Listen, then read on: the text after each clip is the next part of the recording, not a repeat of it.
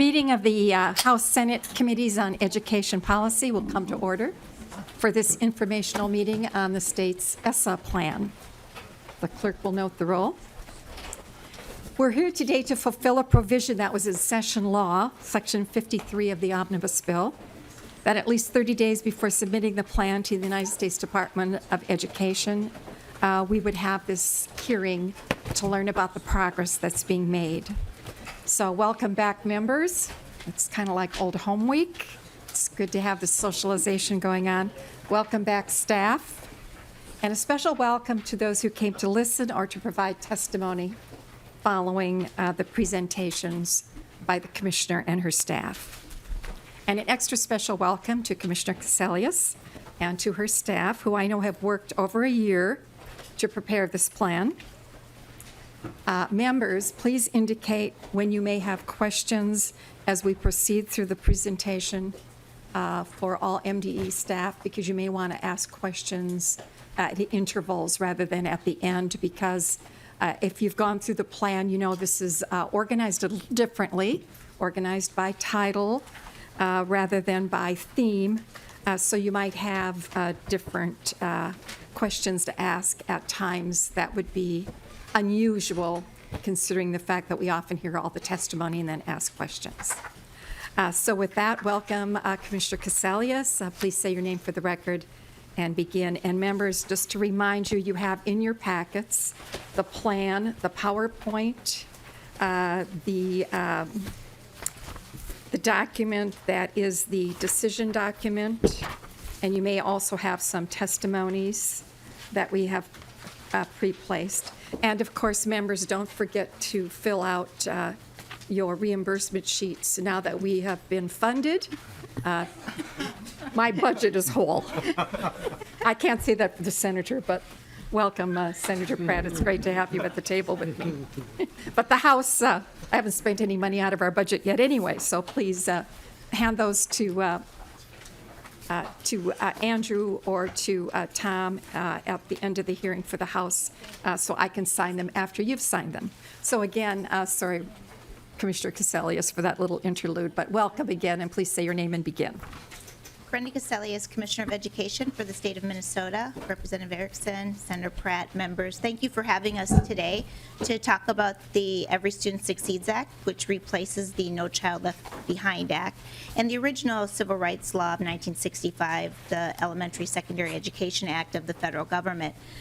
I especially want to thank my team first for the many hours and meetings that they've had to engage stakeholders. As you recall, our very first meeting on the new law was with both committees at the Department of Education, very well attended by members, to just go through what we were going to be doing over the next year and a half in order to engage stakeholders, parents, teachers, advocates, students in this work, and then try to come up with the best plan that we could for the state of Minnesota and the time in which we had, knowing that there would still be some work left to do, given that there's been a transition with the new administration at the federal level, and moving forward with the reporting components, some of the implementation that was delayed, and some of the other provisions that are not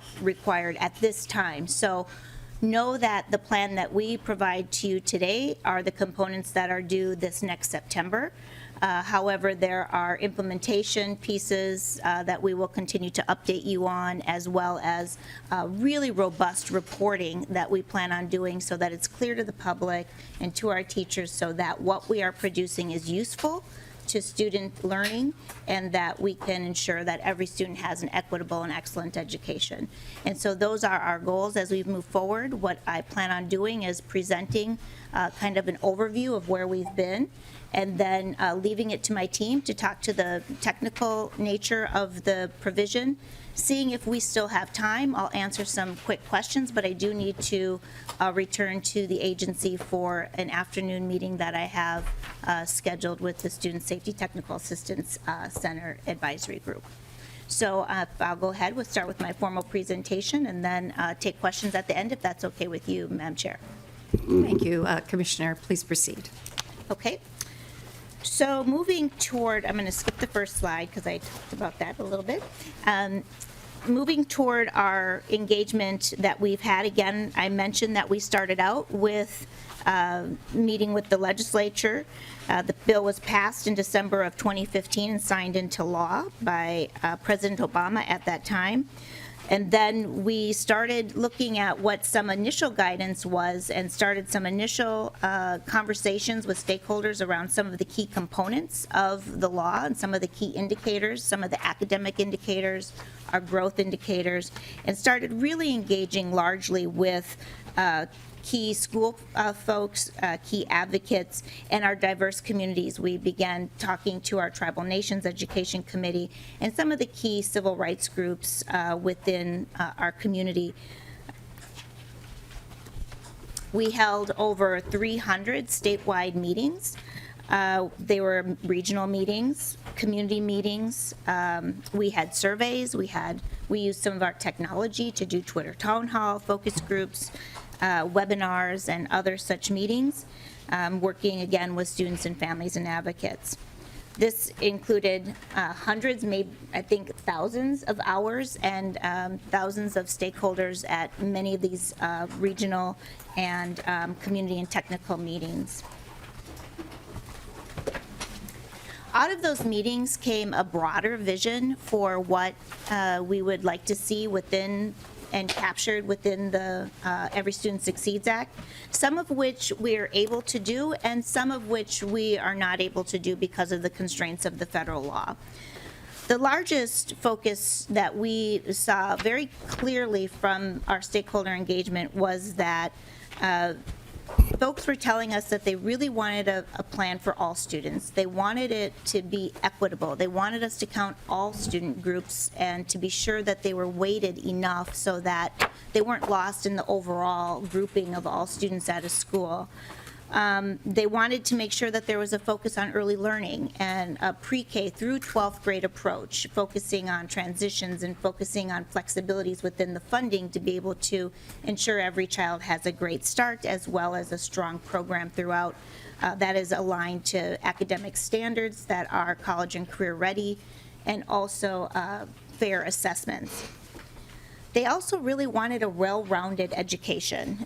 They wanted to have things like PE. We had our PE folks show up at all our meetings. That was wonderful advocacy, as well as librarians and science folks and social studies. They wanted to have their subjects or their disciplines have equal value and equal time for students, including things like project-based learning, authentic assessments. And within some of these, I think this is the biggest area of opportunity that I felt we did not have within the law in terms of changing our assessments. The federal law still requires that we use statewide assessments. All students still had to be tested on the same tests. They had to have 95% participation. So there were a number of things still within the No Child Left Behind law that were key protections in terms of their thought of including those in the law for civil rights and ensuring that every student had an equitable and excellent education. And so those things continued then in the federal law around assessments. So there's not a lot of wiggle room in assessments. There was opportunity within the federal law for 7 states to apply for some more innovative types of assessments. However, we've seen that would be quite costly to do, and at this time it was just determined that that's not something we can do, but we may be able to pursue later on. They wanted support for both schools and districts. Historically, the support provided has been at the school level. It became very clear that the stakeholders were telling us that they wanted the support to be at the district level as well, since districts are ultimately responsible, as well as a strong alliance to the World's Best Workforce legislation, assuring that also was prioritized within the plan and that you align it as best you can with the goals and the strategies within that work that school districts have been embarking on, and that's also a tool used and leveraged within this current model in order to push the agenda for all kids. And then finally, we heard that they would like to see more plain language, an easier website to use for reporting out to parents, assuring that the performance reports that we do give are useful to teachers in terms of student learning, that it's timely and that it's easy to read. We are currently in a statewide branding effort and will be undergoing a lot of changes to our website, so it didn't make sense to spend a lot of time on all of that changing of our report card at this point. While we're focused on the components of the system, but over the next year we are committed to creating reporting systems that are detailed, that are transparent. There's a requirement within the law for fiscal transparency, so we'll be working with Dr. Melcher and his team around fiscal transparency opportunities to give to our stakeholders and communities and local school boards information about all the categorical aids, supplement supplant provisions, and all of the technicalities that go with how money is spent and how it's prioritized within a district on the strategies that will most move achievement forward for kids. So there were 5 state plan committees that then came out of this work, and then a number of subcommittees that did work underneath those committees. The key committees we created were assessment, accountability, school improvement, educator quality, and English language learners. We had a lot of help and feedback from key stakeholder advocacy groups and teachers and principals. Everybody was very much included in the subcommittee work, and then we gathered together and all of that got funneled in with the advisory accountability committee to put together these recommendations. So Wayne Nguyen has been leading this work, Assistant Commissioner, with Greg Keith, Chief Academic Officer, working on school improvement and the school support side of things and teacher quality, and then Stephanie on the technical nature of the accountability system and also the writing of the plan. And then I don't want to miss out on Michael Dietrich, who also traveled across the entire state with us, listening and gathering feedback so that we could pull together the best information for you and for the state of Minnesota that we think will help move the needle forward within the constraints of the law, the way that we see it. So I'm going to turn it over to Stephanie now, I think, who is going to speak about standards and assessments and go through some of those technical things. We'll try to be rather brief and thorough in our discussion so that there's still time yet for you to ask me questions if you need to ask me any questions before I have to leave. So thank you so much for giving us this opportunity. Thank you, Commissioner. Welcome, and please say your name for the record and begin, Ms. Graff. Great, Madam Chair, members of the committee. My name is Stephanie Graff, Chief Accountability Officer at the Minnesota Department of Education. I'm going to touch on standards and assessment first, just very briefly, and then I'll spend a bit of time going through the components of our accountability system that you saw in the draft state plan and that is in the decisions document as well. Myself, Wei, and Greg will actually all be referencing this decisions document, so you'll want to have this handy and in front of you, because we didn't include a lot of the information in the PowerPoint itself, but we wanted to walk through this document with you all today. As far as standards and assessment, this is one area within the ESSA law that Minnesota will not initially be making really any changes. We will stick with our Minnesota academic standards that are defined, of course, in state law, and the revision timeline and things are defined in state law as well. Those college and career ready standards in the same subject areas will stay in place under our new ESSA plan as well. Assessments, the commissioner did mention a couple of the potential flexibilities down the road with assessments in the context of the ESSA law. In the short term right now, our MCAs, Minnesota Comprehensive Assessments, will stay in place, administered in grades 3 through 8 in high school in math and reading, and administered in grades 5, 8, and once in high school in science as well. Those assessments will remain and will be used as a significant part of the accountability system as well, as I'll talk through in a couple minutes here. Yeah. All right. I'm going to get to the accountability system and kind of dive in to some of the details of our accountability system that we've built with stakeholders over the course of the last year. So again, I'm going to reference this decisions document. I'm going to start actually on the back page where on the bottom right, it says statewide long-term goals. I'll talk about the goals in the plan. I'll talk about the indicators used within accountability, and then I'll talk a little bit about how we're identifying schools for support. As far as our statewide long-term goals, you can see some of them listed there. What we heard from stakeholders are a few things with regards to setting our goals. First, you can see with some of them the sense of urgency, and these were really set based on meeting ambitious expectations at a given point in time. Stakeholders really wanted the same expectations to be set for every single student group. We see across the country in some states where we're seeing different expectations for goals being established for different student groups, but we wanted the same high bar, the same expectation for every single student group in the state when it comes to setting these goals, so that our students of color, our low-income students, our English learners, and our students in poverty have the same bar at the same point in time that they're striving to reach as our white students that may be more affluent.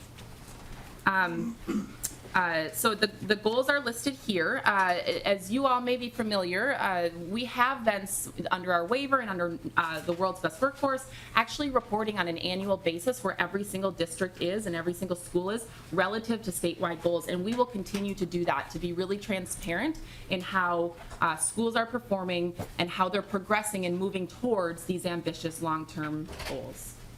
In math and reading, our goal is to reach a proficiency index, and I'm going to talk in a minute about proficiency index. Just wanted to mention that. But a proficiency index of 90 with no student group below 85 by the year 2025. So that would be a 7-year goal if we were to use 2017 as a baseline. Looking back at 2016 results, because we don't yet have 2017 assessment results, this is about a 22-point increase overall over the course of those 7 years, or about 2.4 points per year, which is incredibly ambitious and hopefully sends a sense of urgency that gaps that have persisted need to close, and this is a driver of that. An existing goal that you may be familiar with is Minnesota's 4-year graduation rate goal. We have a goal, and we've been, again, providing every district their performance relative to this goal on an annual basis to reach a 90% graduation rate, a 4-year graduation rate by the year 2020 with no group below 85. And so if we were to look at where we were in graduation rates in 2016, this is within 4 years by the year 2020, about an 8 percentage point increase, or about 2 percentage points per year to reach that 2020 goal. And that's for students overall. Of course, our lower performing student groups, the way these goals are set, accelerated progress would be needed for those groups to close gaps and meet, again, those consistent expectations. Minnesota will establish a 7-year graduation rate a goal to reach a 7-year graduation rate of 100 by the year 2025, a bit of a longer term goal than our 4-year rate.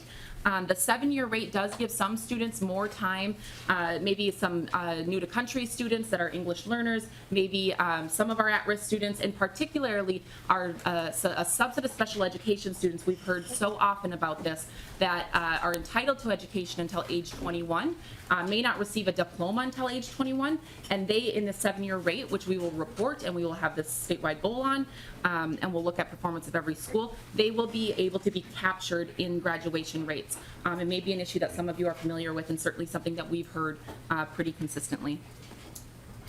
The progress towards English language proficiency goal actually will be set here by the time that our plan is released, when data is released on August 7th, which is just 6 days after the public posting of our plan. But we are looking at a new access assessment. We only have 2 years of that assessment, and so we really need to look at progress between 2016 and 2017 in order to set that goal in a really meaningful way. And so you can expect to see that goal established here in the near future. We did choose as a state, because this was a high priority among stakeholders, to focus on consistent attendance. I'm going to talk about that as an indicator in a minute as well. But we did set a statewide goal around consistent attendance, which is actually the opposite of chronic absenteeism. Maybe some of you are familiar with the term chronic absenteeism, which is a student that is missing 10% or more of their days enrolled. So a consistent attendee would actually be a student that is in attendance at least 90% of their days enrolled. Because this decision document was released, it's dated June 15th, we have since, and you likely saw it in the plan, since set a goal around consistent attendance to reach a consistent attendance rate of 95% with no student group below 90. Again, setting that floor for performance, but raising the bar for that overall student group. This would be about a 7 percentage point increase from our current overall consistent attendance rate of about 83% or so. I'm going to now flip to the front page.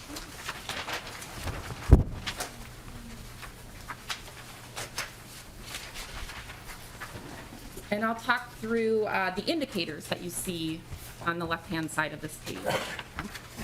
First of all, I wanted to make it clear, because I don't think it's clear in this document. It's so hard to get all information in a one-page, front-to-back, plain language, concise resource, right, for people. But I want to make it very clear that it's required and it's right to report student group performance on every single one of these indicators. And so every single school, every single district in the state will have the performance on these indicators reported for every single student group. So while we have to, because when we're identifying schools for all of their student groups, I'll talk about how we kind of combine groups in a minute, but because we have to do that to look at overall school performance, it's also important to note that every school, we will know where every group is for their students of color, their students with disabilities, their English learners, and their students in poverty as well. So indicator number 1 is academic achievement, and that is in math and in reading. Right now, science was not a recommendation among stakeholders to include, but we could use science for school recognition. I'll talk about school recognition at the end of the presentation. This academic achievement indicator uses a proficiency index rate, which assigns half of a point to students that are partially proficient and a full point to students that are proficient. We still report, we have to, and again, it's the right thing to do, is reporting % of students that are proficient in the school. And so those are 2 different indicators that can be used around proficiency, one that includes partially proficient kids as a half a point, and one that provides that transparency around % proficient. The one within the accountability system is the proficiency index rate. There is a requirement in ESSA that our accountability system include participation on assessments. And within indicator 1 is where we are planning in our draft plan right now to embed that participation rate requirement. So any student that we're taking a pretty strong stance on this one, and any student that does not participate in the required assessments will count equivalent to not meeting academic standards. The law requires 95% of students participate. We're raising that because it is a requirement that all students do take the test to that 100%. So any student that does not participate in the assessment will be consistent, similar to not meeting standards. This really emphasizes the value of taking the assessments, particularly now. We heard from stakeholders that the MCA can be used for course placement in MINSCU, and just the indicator of the MCA results as a predictor of needing developmental coursework in post-secondary. So really tying that value to that assessment, particularly for high school students. It also does aid in interpretation of results. Across all schools, every student that doesn't take the test is considered not proficient. Indicator 2 is academic progress. Some of you may be aware we had a lot of really good conversations with stakeholders about academic progress. We will be shifting from a relative normative growth model to one that is grounded in the standards and based on whether students are moving towards proficiency on the state assessments. And so this is a growth to proficiency model using what's called the transition matrix model, which assigns points for students that are moving forward. Of course, more points are assigned to students that are moving up multiple achievement levels. Indicator 3 is graduation rates, and we will look at a 4-year rate and a 7-year rate, but prioritizing that 4-year rate. And so I'll show you in a minute sort of the order of indicators to identify schools for support. But the 4-year rate is first. We check that. If the school is low on 4-year rate, then we look at the longer term 7-year rate. The 4, 5, 6, and 7-year graduation rate will be reported for all schools and districts. Indicator 4 is the progress towards English language proficiency indicator. And this is a new one. What ESSA did was it shifted the Title III accountability system, which was kind of, well, not kind of, very much separate for English learners, into holding all schools in the state accountable for the performance of their English language learners, which sends a really clear message that English language learners are for everybody to support. English language learners are not in the separate accountability system for a separate, for educators to separately support. This is also a growth to proficiency measure. And so we will be looking at, based on starting level and grade, whether English learners are on a trajectory to become proficient over a certain number of years.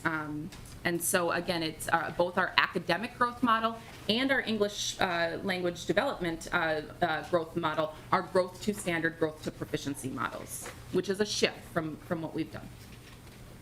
Indicator 5 is our school quality or student success indicator. This is one that received a lot of attention under ESSA as states are looking to include other measures, other non-test-based and graduation rate measures into their accountability systems. And here we're looking at using consistent attendance, again, which is the inverse of chronic absenteeism, as a starting point for the first round of identification, which would be in 2018, with a really clear desire and plan, desire among stakeholders and plan on our behalf to continue to build out our data systems so that we can move towards what some would consider more meaningful measures of well-rounded education, really looking at equitable participation in a well-rounded education, and some college and career and college readiness measures as well. And so this was an area that we had many conversations and a whole subcommittee with stakeholders working on. So looking at consistent attendance is a really solid indicator based on research, and this has been used across the country in ESSA plans, an indicator of student engagement and school climate in the short term while wanting to move towards more robust measures. I'm going to flip forward. This is not in the decision document, but it's in your PowerPoint.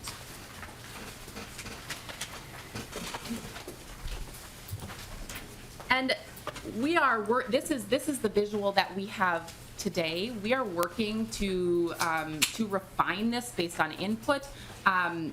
So open to hearing thoughts, but we wanted something to share with you all today, and this is our best thinking in collaboration with stakeholders. But just know that our communications team is working diligently on visuals and things to really explain the system in a clear, transparent, kind of user-friendly way. This is a shift from our current multiple measurements rating system, in that it is not a summative rating that combines indicators into one overall composite score. This is a more innovative approach that we talked through with stakeholders, and one that allows us to very transparently report how every single school, again, every single student group is doing on every indicator in the accountability system. Sometimes when you do an overall composite score, you can mask low performance or high performance on individual indicators, and so this is a transparent way to say, here's how you're doing on all 5 of those indicators that I just walked through in your school for students overall and for every student group. So I also want to mention too, it does lend itself well, Greg's going to talk about this, to the school improvement process and the needs assessment process. Instead of schools having to peel back many layers of, for example, the MMR, they can really clearly see how they're doing and where their challenge areas are on every indicator in order to identify those root causes, set goals, establish strategies, and build their improvement plan for raising student achievement and closing gaps. So it lends itself very well to the school improvement process that Greg will talk through. And then it also does allow us to include new school quality student success indicators in the future without a complete overhaul of a summative rating or composite score. So it's a more seamless approach to building to the system that stakeholders wanted to build to by being able to include those new school quality student success indicators around well-rounded education and career and college readiness in the future, planning for the year 2021. So just a couple comments on this process, and one that you likely will see is innovative and is very different from what many are used to. So Ms. Graff, if I may interrupt you there, I envision a rectangle around this configuration you have formed so that all students are considered. What is your thought on what will happen as far as elementary and middle school identification for the rest of the students who are not in Title I, Stage 1, 2, or 3? Madam Chair, thank you for the question. And actually, the commissioner has asked for us to work on visuals that are focused on the non-Title I schools that will be identified, because that's a critical part of ESSA. And that's a critical part of alignment with World's Best Workforce, where we include all schools in the state. And so this visual shows the process, but non-Title I schools are a part of this school identification as well. Madam Chair, there's actually Commissioner. Madam Chair, there's actually two levels of support that we're able to give to schools. One is for the comprehensive level of support, which Greg will talk about in depth, and that's the bottom 5% of schools. But there's another level of support that we give to schools that are consistently underperforming in any student group, and those are called targeted assistance schools. And literally, that could be many of our schools. I don't want to say all of them, but a lot of our schools will need support, and at least some component might be for ELL kids in reading, or it could be students with disabilities in math. So we'll know specifically where that support is, and that's why this model lends itself so nicely to our student support strategies that Greg will discuss in a little bit. And Ms. Graff, one more And that's, question. the targeted Sorry. support is for all schools. Yes, Yeah. thank you. Thank you, Commissioner. Ms. Graff, on Indicator 3, the graduation rate, when you go to the 5, 6, and 7-year rates, are those students going to be enrolled in a regular high school then? Or are you going to be looking at alternative programs and those programs that we have outside the regular classroom as we would see it for the high school 9-12? Ms. Graff. Madam Chair, that expectation, that indicator is for every single school in the state.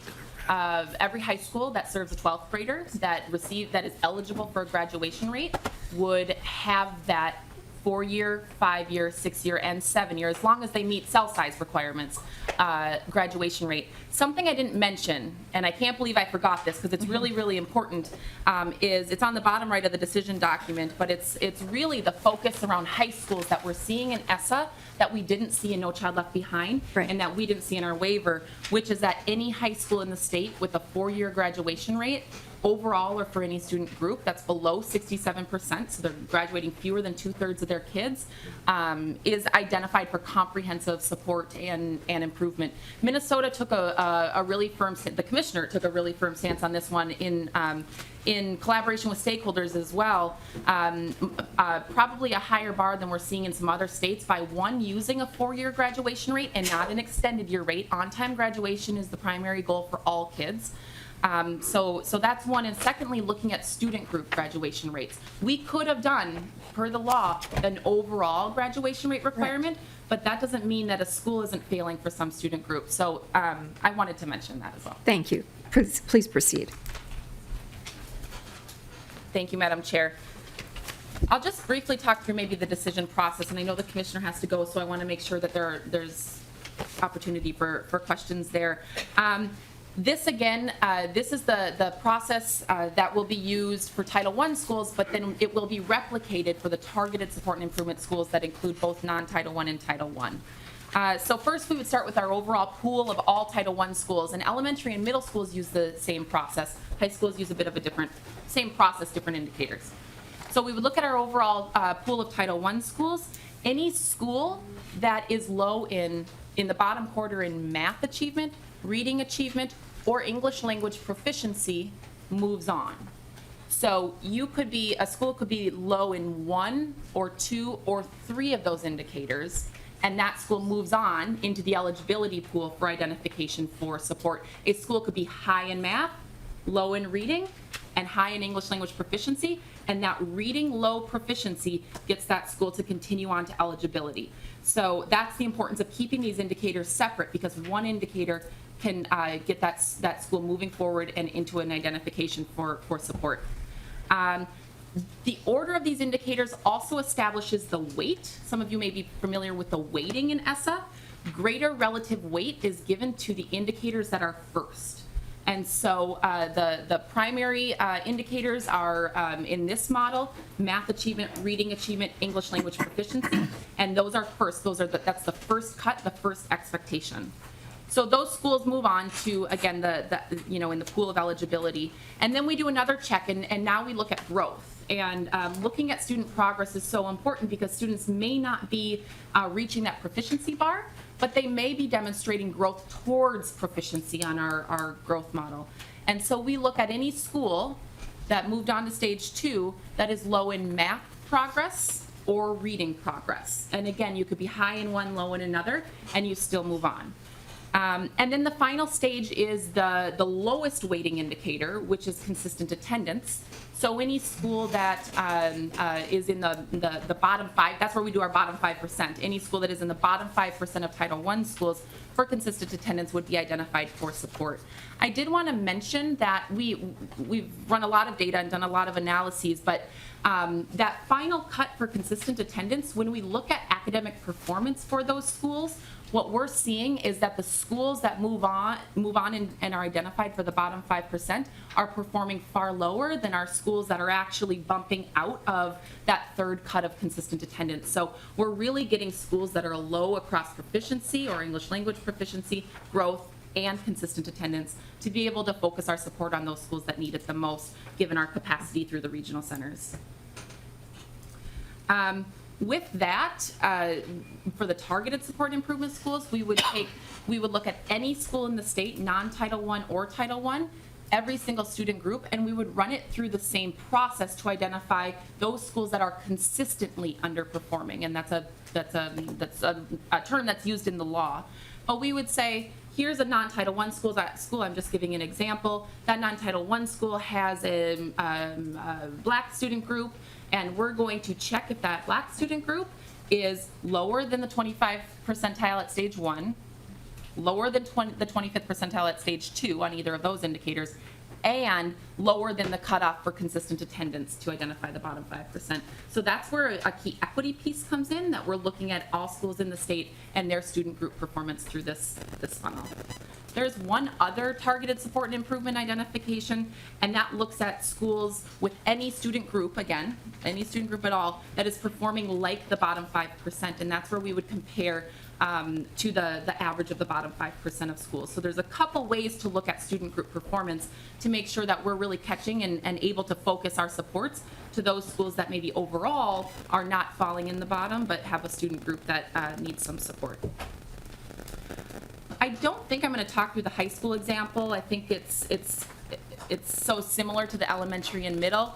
What it does is it replaces the 4-year rate and the 7-year rate with academic progress. There is not an academic progress indicator at the high school level. Stakeholders felt that because we give the assessment in 10th and 11th, 10th for reading, 11th grade for math, that looking at growth between 8th grade and, for example, 11th grade math, there's too much that can happen in between there for us to really use that as a valid measure of high school student progress. So they felt that graduation should be kind of in place of that.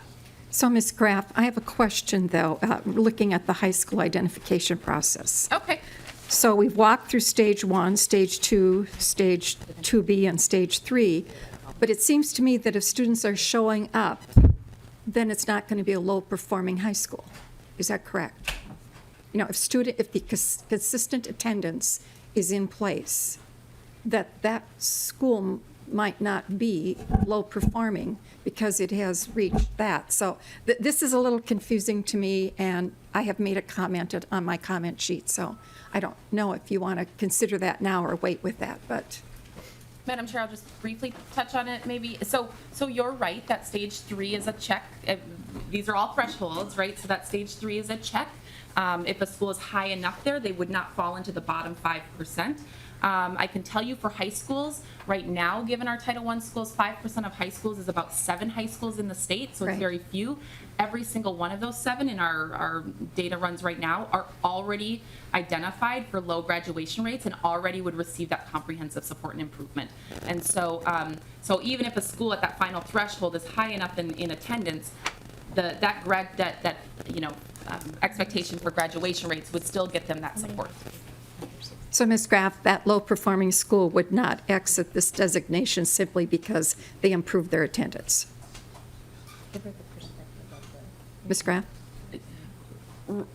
Madam Chair, yes, in our data runs thus far, every school that falls in the bottom is already identified for low graduation rates, but there still is that threshold, right? There's still that these are filters. And so these are hard checks, and if a school falls below, they move on. If they don't, they're out. Something that we've heard from stakeholders, and I think it's really important to do, is to report how every school is doing relative to these thresholds, because a school could be, this is the nature of percentiles, a school could be in the 26th percentile, right? And so they're not reaching that threshold to get them to continue on, but that school needs to know they're in the 26th percentile. Communities need to know they're in the 26th percentile, because that's something to pay attention to, because when we identify again, if they don't progress and improve, they could find themselves right below that threshold. So that comes to the importance of the reporting conversation as well. Can you pick first and put the numbers of the schools that are identified in the initial data? Ms. Graff? Thank you, Madam Chair. Just kind of an idea of the scope of the number of high schools that we're talking about, and Greg will talk a bit about high school supports in a minute, but the number of high schools we're talking about in the state that would be identified through ESSA in our early modeling is around 200 or so that have at least a student group that is below that 67% graduation rate. Many of them are for traditionally lower performing and groups that have lower graduation rates. And so this is a real firm stance on equity and making sure that all kids cross that finish line and receive a diploma. Senator Clausen, is your question relevant now? Yes, thank you, Madam proceed. Chair. Just a question about the graduation rate. Currently, we have special needs students that oftentimes go into transition programs, and they're counted as non-graduates. And that's always been a little bit of a sore spot. And I'm just wondering, how are we going to deal with that so it's misleading for the real graduation rate, because they've met the requirements for graduation. Now they're moving on to a transition program. I would assume they'd be counted in the 5, 6, 7, but they're counted against the graduation rate. Can you comment on how to resolve that issue so you really are providing accurate information? Ms. Graff, good question, Senator Clausen. Madam Chair, Senator Clausen, I'll take this Commissioner. question because I'm also very passionate about this issue and have brought it to the federal OSEP agencies at the Department of Ed, because it's not fair that students that need services beyond high school transition plus services are not getting those services because high school principals may feel as though they're going to take a hit on their 4-year graduation rate. But they said they would not allow that. But then on the other hand, they're also not allowing states like Tennessee to give special diplomas, like a special ed diploma. So somehow we need to resolve this issue. And so I think I may have talked with you previously, or Senator Kent, about this, where something in the state funding system could could help us here, where we still allow schools to get funded even though the federal government is not allowing us to include them in the four-year graduation rate, so that then we won't see our numbers decrease for students that need to get Transition Plus services. And so I'm still trying to push on that one, and I will with the new secretary as well, because I don't think it's fair. Another area that I don't think is fair and still is not going to be included even in our 7 or 8 or 7 or year rate is GED. So students can earn a GED. The GED is much more challenging and difficult and aligned to our standards now, college and career ready standards, but that too cannot be considered in the graduation rate, the extended graduation rate. And I think if, adult ed programs are doing work, we have a new adult diploma program that we've been doing, somehow it seems we should be able to count those students. So when we see Minnesota getting a number 3 for education and diplomas, and how many of our adults have diplomas, and it's a 92% of adults in Minnesota have a high school diploma or equivalency, that's because they're counting these other measures, GED. So. Senator Clausen. Thank you, Madam Chair. I would look forward to working with you on that issue, because it is as a former high school principal, it's always been a issue that I've been concerned about. I've just got another quick question. I've always been concerned about the requirements for English language learners to take the assessments given the limited time they've been in the United States. Have we addressed that at all in the ESSA plan? Ms. Nguyen, please introduce yourself for the record and then answer the question. Good afternoon, Wayne. I'm an assistant commissioner at the Department of Education. We engaged with stakeholders on that. There was a provision in ESSA that did provide us 2 options. One option was to not test newly arrived English learners the first year. And then the second option was to test them that first year, and not include the test scores, though, within the accountability system. But by testing them the first year, you would be able to measure their growth the second year, and then measure their proficiency in the third year.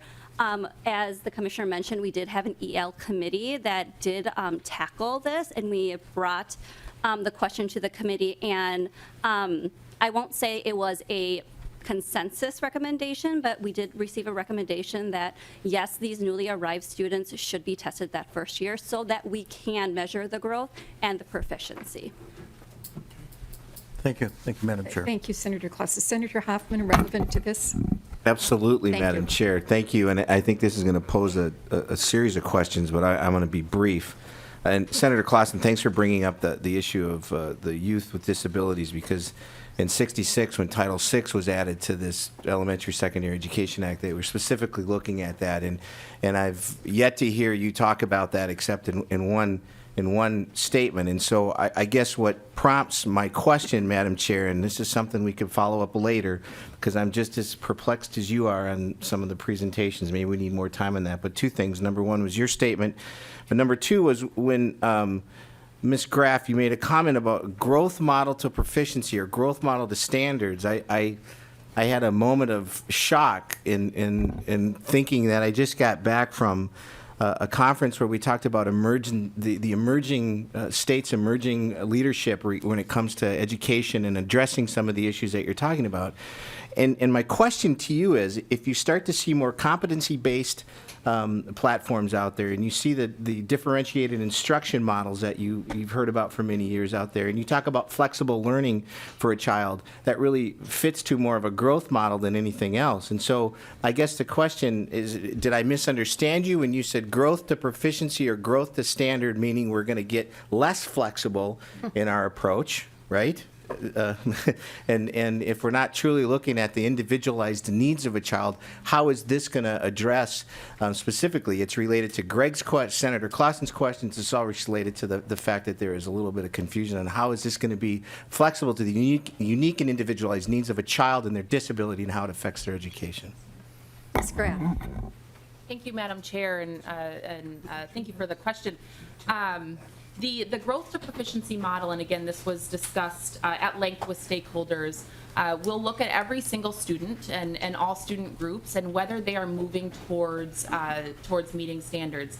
The conversation was really around informing instruction for educators and really around deeply implementing Minnesota's academic standards and taking a very close look at implementation of standards across the state to make sure that our students with disabilities have equitable access to the standards and are moving again on those achievement levels, that our students in poverty, our students of color, but that all kids have that access to instruction that is moving them on the Minnesota standards. There was conversation about being able to use, many are unfamiliar with the achievement level descriptors, which tell educators exactly, if a student is not meeting standards or partially meeting standards or meeting or exceeding, exactly what that means on the standards and informative to them on their instruction. So that was the basis of the conversation, really looking at grounding this not in how are students doing compared to one another, but grounding this in Minnesota standards that you all have adopted and have been developed with significant collaboration among stakeholders as well.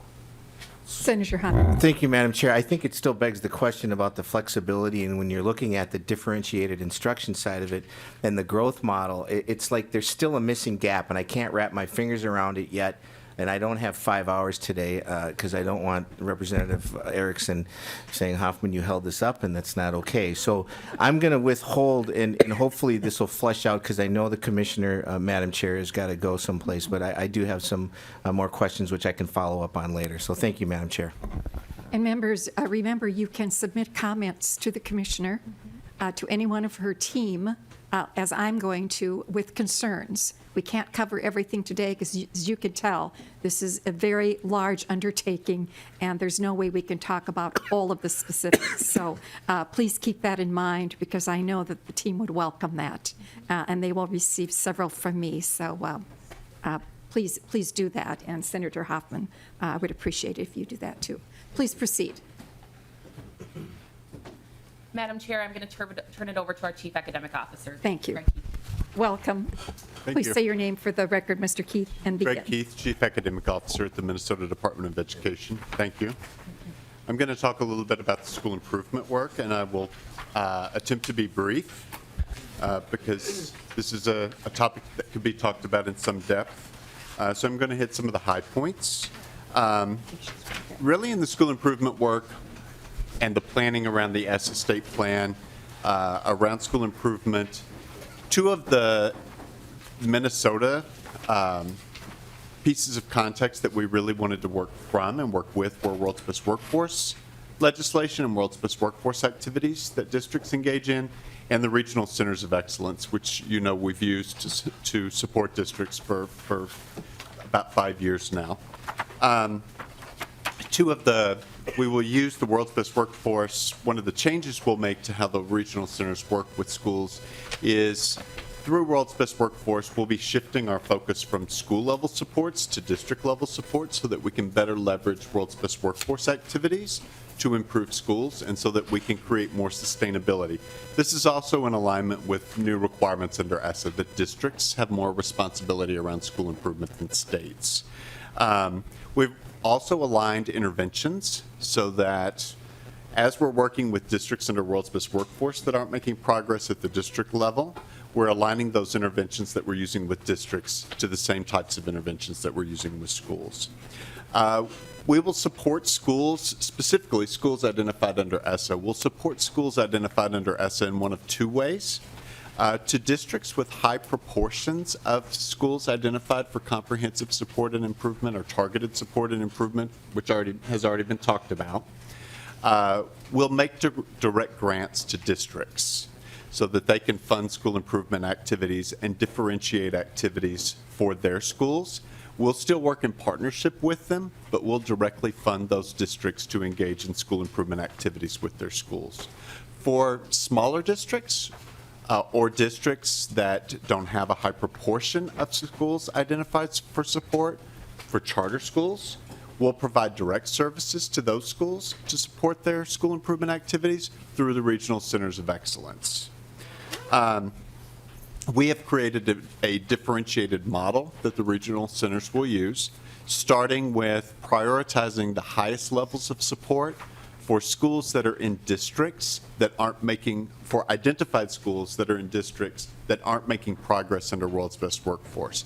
And it was the stakeholders' theory of action there that this would be a situation where not only is the district struggling at the systems level, but then the schools are struggling at the school level, classroom level. And so that this is a place where we need to intervene with our most resources. So that will be our highest level of support. Next is the commissioner and as Stephanie have talked about, they talked about schools identified for comprehensive support and improvement. This would be that bottom 5%, and this would be those high schools that are identified for graduation rates under 67%. Those would receive the next highest level of support directly from the regional centers. And then we have our targeted support and improvement schools, which would receive the lightest level of support, but that support would be directly to the district so that the district can in turn support the schools. In terms of numbers, this will be, under ESSA, we'll be working with a much higher number of schools through the regional centers. We'll be working with, at the comprehensive support level, probably about, on our initial runs, approximately just under 250 schools, about 200 high schools, as was previously shared, and then just a little more than 50 schools that are identified in the bottom 5%. So this will be a significantly larger pool of schools than we're used to working with under our waiver. Under the targeted support and improvement level, we're looking at also another about 250 schools. So this will be quite a change for our model. And so we're having to make some significant changes to how we allocate resources and how we serve schools to support school improvement. A couple of changes to what the regional centers actually do with schools, and I'll be really brief and run through these, and I am happy to follow up with more information. One thing we'll be doing under ESSA and in our work with stakeholders is we've significantly increased the role of needs assessment.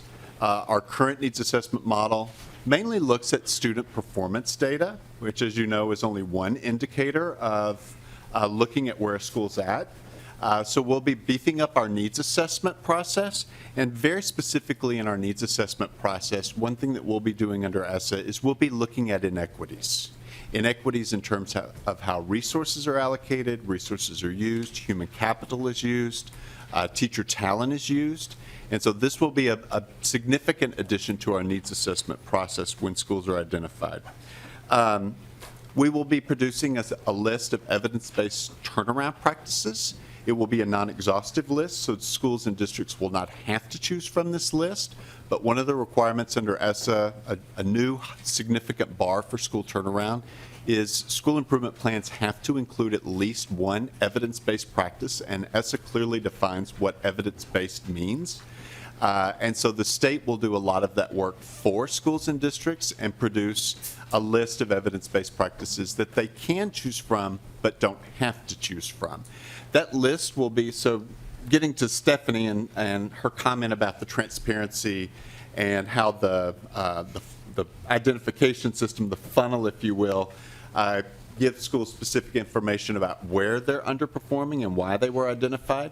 That list will be organized according to reading, math, chronic absenteeism, so that schools can then use that information to select appropriate interventions for their school improvement plans. We will move from a one-year school improvement cycle to a three-year school improvement cycle with a planning year, an exploration and installation year, as we're calling it, during the first year, and then 2-year school improvement plans. And part of the logic for that is that we can expand the needs assessment, which I've already talked about, and also that would bring it in line with our our World's Best Workforce 3-year cycle. So that was conversation amongst stakeholders of another way to align the school improvement supports and activities with World's Best Workforce and those supports. High schools will be a new audience for us under school support and under school improvement. So that will be a significant change. As I said, we'll have about 200 high schools. Currently, we don't work with any high schools. under the current waiver system. So that will be a new piece. Stakeholders had a lot of conversation about appropriate interventions for high schools, and one of the most important interventions and supports that they want us to offer to high schools is our Minnesota Early Indicator and Response System, which is a early dropout identification, so it identifies kids who are at risk of not graduating in 4 years. So a big piece of our school improvement work with high schools will be around dropout prevention. Almost finally, we have significantly increased the requirements and the supports for schools that don't meet exit criteria and are identified again. That was not one of the stronger pieces of our waiver and our school improvement work under the waiver, but under the ESSA plan, we've significantly beefed up how we'll look at schools and how we'll support schools at a higher level when they fail to meet exit criteria and they're identified again. And just echoing the commissioner's comment that many of these schools currently are priority schools, were priority schools the first time, and they'll be identified for comprehensive support and improvement here. So that's also a significant ratcheting up, if you will, under ESSA. Want to just comment that this is a lot of work. Our regional center staff are really scared of all this increased work, and stakeholders really gave them a high bar and a lot of change. ESSA defined a lot of that, and the stakeholders really had a high standard for school improvement, and were really passionate.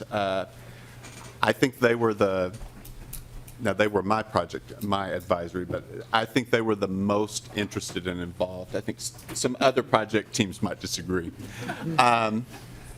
But we've currently established 8 project teams, or are establishing 8 project teams to engage in this work that I've outlined. They'll be working through the course of next school year to prepare the resources, the processes, the protocols that we'll begin to use with schools. The only other comment I would offer is during next school year, we'll still be supporting the same focus of priority schools. And so we'll also be reaching out to districts not making progress under World's Best Workforce to begin supports for them. And we'll also do some initial reach out and some initial supports to schools that, based on previous data, we know have a graduation rate under 67% and might very likely be identified in 2018. We want to go ahead and engage in some work with them, build some relationships with them so that we can go ahead and leverage some of these activities immediately instead of waiting a year. So, thank you. So, Mr. Keith, thank you for your presentation. How are parents going to understand why a school is being marked for improvement? How are they going to know this? What's going to indicate that for them? Okay, 2 ways. Do you want me to answer this? Yes. Okay. Madam Chair, sorry. 2 ways. First of all, there are some specific parent notification requirements in ESSA in terms of plain languaging, notifications to parents, and information to parents about schools that are identified for support and why they were identified for support. The second response that the second layer or response is there's some very specific and different and higher level requirements under ESSA for involving stakeholders, communities, and parents in this whole process with districts and schools. So parents have to be involved under the requirements of the federal law in the school improvement planning, needs assessment, and implementation. And finally, Mr. Keith, how much will this cost? Sounds like the regional centers, as you said, you've set a high bar. They're scared. Obviously, that's going to take more funding. So any estimates, or maybe the commissioner wants to respond for what this is going to cost? Madam Chair, we have the opportunity under ESSA to leverage school improvement dollars, and we currently get about 4% of the title funding at the department to leverage for school improvement. Now, that's used in regional centers. It's some of that, most of that's flow through, I believe, to our cooperatives who administer our regional centers of excellence, and they're great partners. And then now under ESSA, we'll be able to leverage 7% of that. So we'll be using additional funding to be able to leverage so that we can support these schools. And I think the reason that we're scared is, we've come before this body a number of times asking for more funding for regional centers simply because it's a really good model. It works alongside schools. It's time intensive. It's staff intensive to have and build those deep relationships with teachers and with school leaders and do the kind of work in the way that it can be sustainable in the long run rather than, okay, everybody come to Roseville, let's, hold a meeting and then you go back and implement it. This is actually on the ground coaching, cognitive coaching, training, working through your needs assessment, data analytics, data review, timely feedback, and it's just it's working alongside school leaders, and then when they exit, a gentle release where the support is still there within the region at the local community cooperative that we're partnering with local experts that the community knows. So that's the model, and that's just, it's costly. So there is additional resources that are needed to do it right, in my opinion, but we'll do it the best that we can with what we have now. I do think we have the opportunity, Madam Chair, to also work with school districts who are not meeting their world's best workforce goals, obviously, and in that legislation, the opportunity to set aside up to 2% of that funding for school districts that aren't meeting their local goals. And so I would assume that many school districts will have local goals that they are not meeting, and we'll be able to work with them on that funding as well. And leverage QComp, leverage American Indian funding, leverage our EL funding, leverage our literacy aid, leverage compensatory, all of those categorical aids. How are you spending those dollars and prioritizing those dollars on the strategies that are going to get you the best advancement for children? And I think that that's the key of the world's best workforce legislation, and that's what I've shared with this committee over and over again, and why so important. The world's best workforce is just the driver behind the real accountability, because that's $9 billion, and the federal program's $230 million. So I'm not sure. You want to make a comment on some other funding? I was just going to say, we have done some work to look at to sustain our current model, or a variation of our current model for this increased number of schools.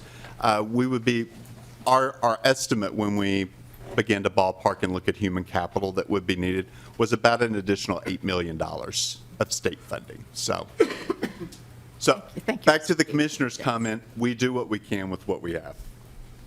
But we need what he said. Yeah, we're pretty sure we'll hear from you.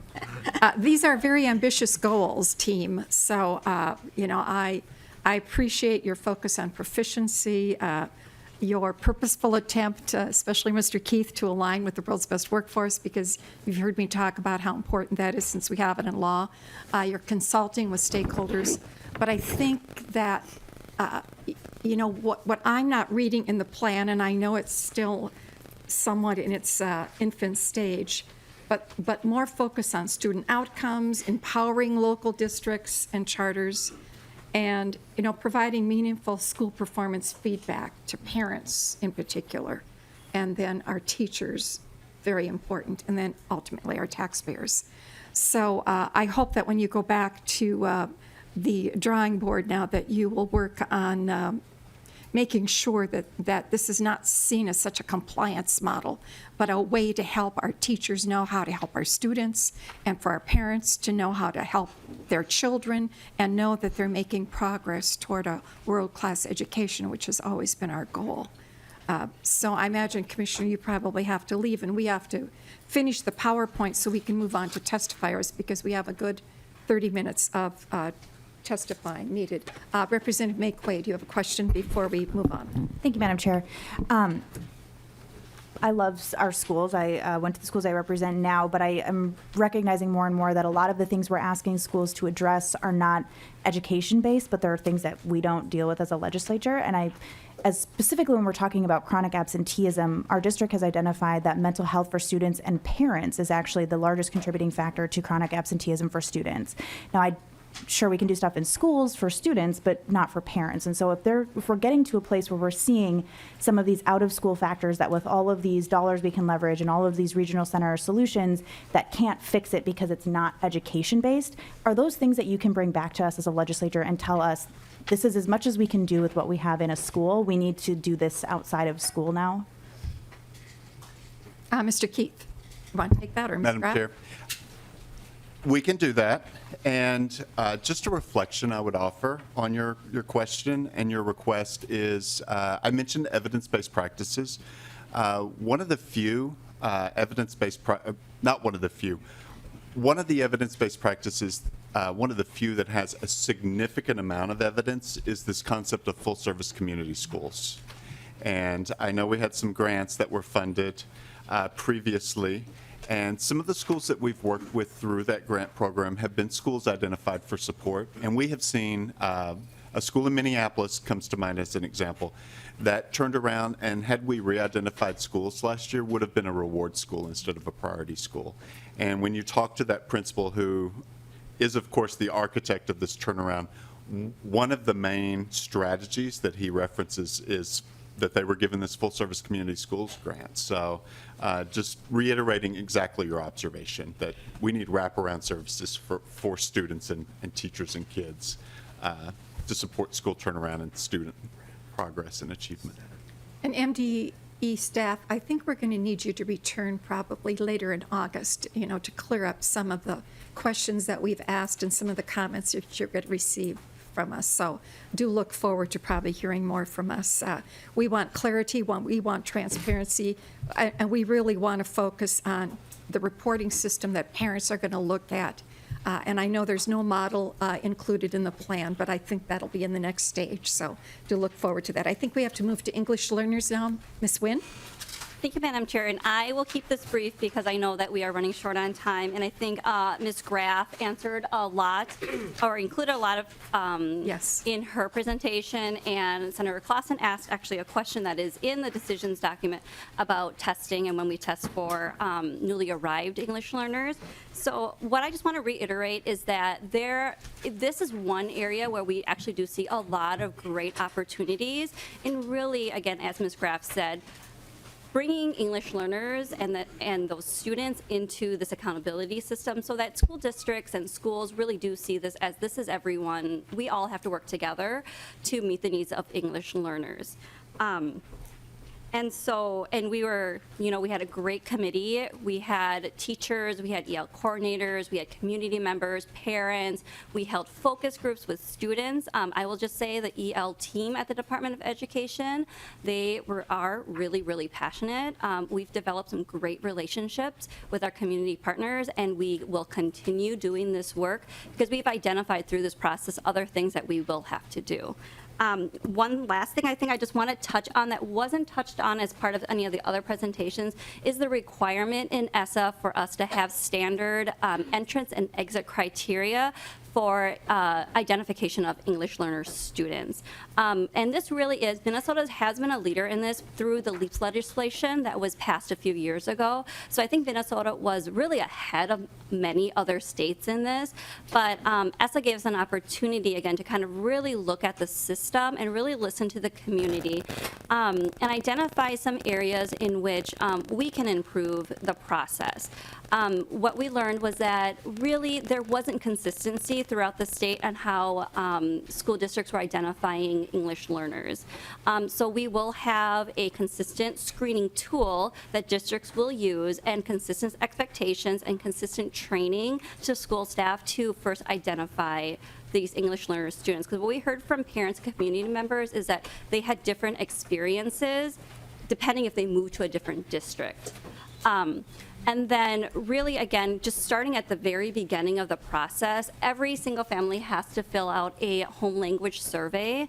And what we heard really was that that the form didn't tell families very much about why they were filling out the form. They didn't understand the services that could be provided to the families if they were identified as an English learner. They didn't understand that everyone had to fill this out. So again, really working intentionally with community members, educators, we redid the entire form to provide clearer and more understandability about what this is, what the EL system, and what kind of services that we could provide. And then again, looking at Minnesota-specific data on how our English learners are doing on the WIDA access test. And again, ensuring that there's consistency and understandability as to what proficiency you have to achieve to be exited out of EL services. So I do think that there are great opportunities, and Minnesota has really embraced the opportunities under the English learner provisions under the law, and I hope you see that throughout the state plan. Thank you, Ms. Wynn. And members, I do encourage you to read through the plan. You know, sometimes this is inside baseball. We understand this. I hope the public can. But the department has really done a deep dive on ELL, and I think you will really appreciate some of their narrative here and the hope for us to improve for those learners. Are we moving on to educator quality now? That's another good section I found in the plan. I appreciate that very much. I like the school improvement section. Excuse me, Madam Chair. Sure. In fact, I've heard it called a masterpiece. And I'm sure Ms. Graff would like accountability and assessment, so excuse my personal. Please proceed. Madam Chair, I can be really brief on the educator quality because what the stakeholder groups in partnership with us did to meet the requirements in ESSA under educator quality, we basically leveraged the requirements under World's Best Workforce. Under ESSA, districts and states and schools are required to look at, are any groups of students disproportionately served by inexperienced teachers, ineffective teachers, or teachers teaching out of field. And as you know, our World's Best Workforce legislation has some requirements for districts to look at which teachers are teaching which kids, are effective teachers teaching the kids who are most in need, and also to diversify their teacher workforce. And so basically in the ESSA plan, we're choosing to leverage, and stakeholders wanted us to leverage, the World's Best Workforce requirements to meet the federal requirements. And so the state will play a supportive role in assisting districts with their local work under World's Best Workforce to ensure that all students have access to effective, experienced, and in-field teachers. Just two other very quick comments I'll make. One is we did have to define what an ineffective teacher is as part of our ESSA planning, and stakeholders chose to define ineffective teacher as someone not meeting professional standards as measured by local teacher evaluation systems. So we'll be working more with districts, continuing our work with districts to ensure that they have good, robust, supportive teacher evaluation and development systems. We will also, second footnote, we will continue to report teacher data as we have always done so. So that will be something that we will continue in terms of levels of experience, degree attainment, in-field versus out-of-field, so that we'll still report data about teacher effectiveness at the state level for communities and for parents. And then we'll be supporting districts as they pursue this work under World's Best Workforce. I believe I have the next section, which is just a Funding. Madam Chair. little bit Please on proceed. funding. May I- And we're focusing on new. Senator Kent has a question before we move to funding. Thank you, Madam Chair. Very briefly, I just wanted to go back to your point about the requirement to define ineffective teacher. Was that part of the ESSA requirements? Mr. Keith, Madam Chair, yes. Thank you. please proceed. I'm just going to hit, obviously, there's a lot of intricacies to funding under the federal law. So I'm just going to hit some of the new items that might be of interest. The commissioner already mentioned that the set aside for the state to support school improvement with state activities did go from 4% to 7%. I do want to offer just one observation about that. Even though that amount for state activities rises from 4% of our state Title I allocation to 7% of our state Title I allocation. We actually, schools and districts don't get any more money, because what the law did was they did away with the school improvement grant program. And so what they basically did was they raised our state activity money because they shut that program down. So I do just want to offer the observation that that's not necessarily new money for schools and districts and school improvement work. Under ESSA, the state can withhold 3% of the state Title I allocation for grants to schools and districts to provide direct student services. In our engagement with stakeholders, there was a recommendation for the state not to withhold that money, so we will not be withholding 3% to make competitive grants for direct student services to schools and districts. And I'll observe that most of the activities that would be targeted by that grant program are already allowable for schools and districts with their local formula Title I allocations. So this would not provide new opportunities for schools and districts, and this was what stakeholders observed. So that was a stakeholder recommendation. A new program under ESSA is states could use 3% of the Title II allocation to support school leaders, principals, and other school leader positions. Previously, Title II focused pretty exclusively on teacher development, and so this is an exciting new opportunity. And so we're currently designing our model in consultation with some stakeholders. We have a project team that's getting underway with that, but currently it looks like some of the key activities will be mentoring for new principals, networking opportunities for rural principals, and professional development specific to how to provide instructional feedback. A new program under ESSA is Title IV Part A, which is... And may I interrupt you, Mr. Yes. Keith, there before you leave principals? I hope in your narrative you'll mention that we fund the Principals Academy.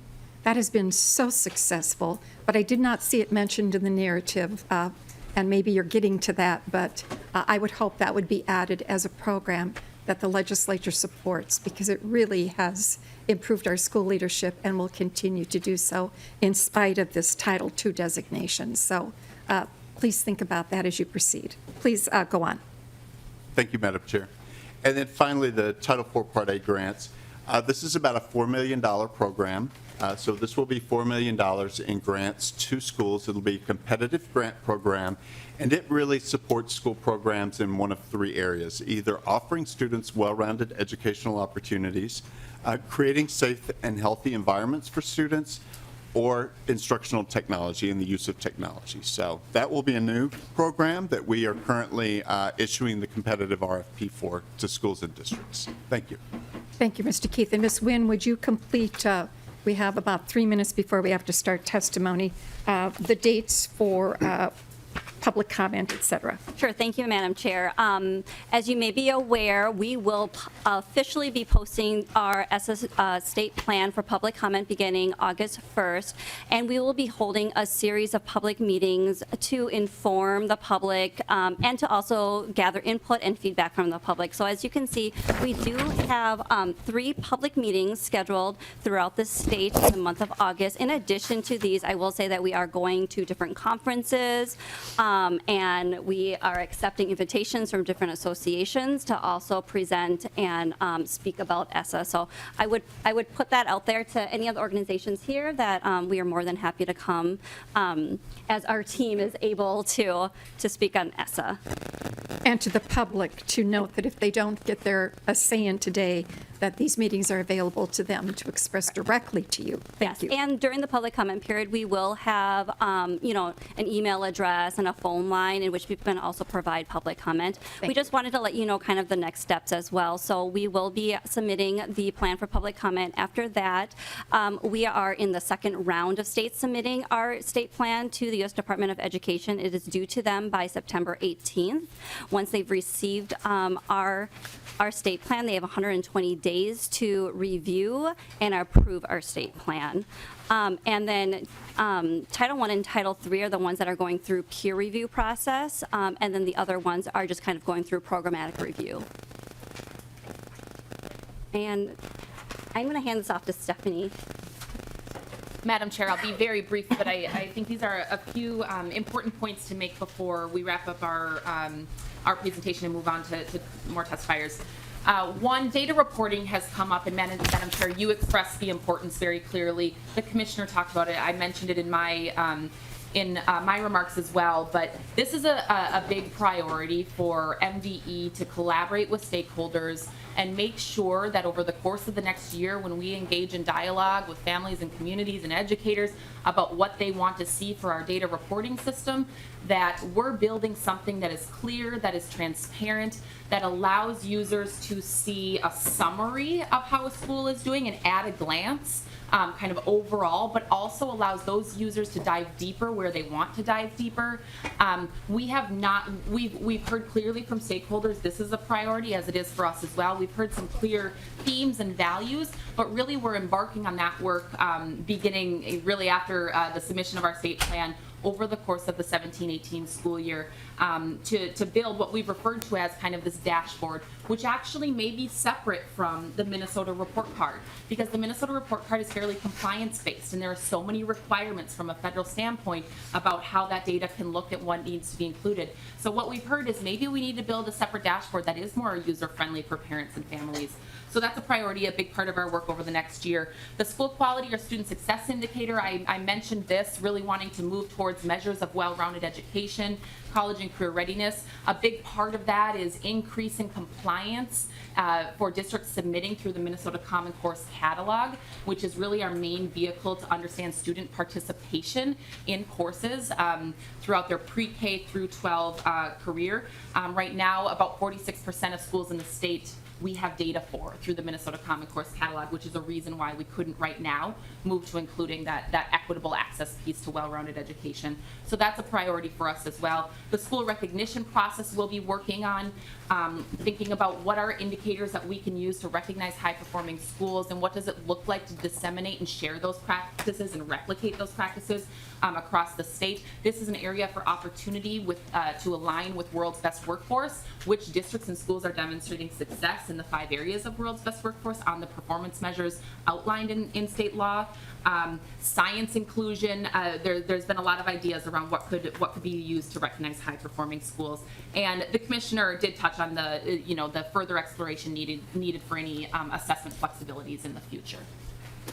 Thank you, and thank you very much, Minnesota Department of Education, for coming to us when I know the plan is still, as I said earlier, in its infant stages. I look forward to many major revisions and to a subsequent hearing in August. And Senator Pratt has a question. Thank you, Madam Chair. So now that we've gone through the whole plan and we've talked about what's in the Minnesota plan, it's my understanding that the Federal Department of Education has sent plans back to other states for revisions.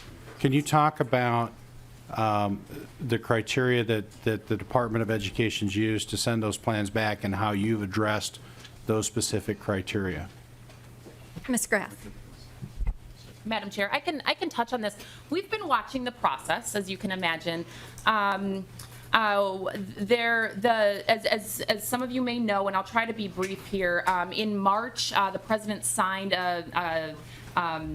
rescinded actually the regulations that the Obama administration put into effect.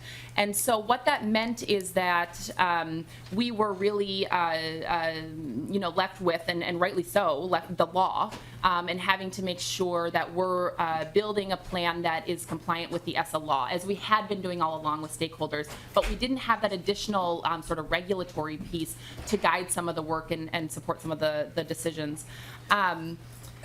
We've been watching the process. The peer review criteria, Wei mentioned that Title I and Title III are going through the peer review process. What we've seen is some inconsistencies in the feedback that's going back to states.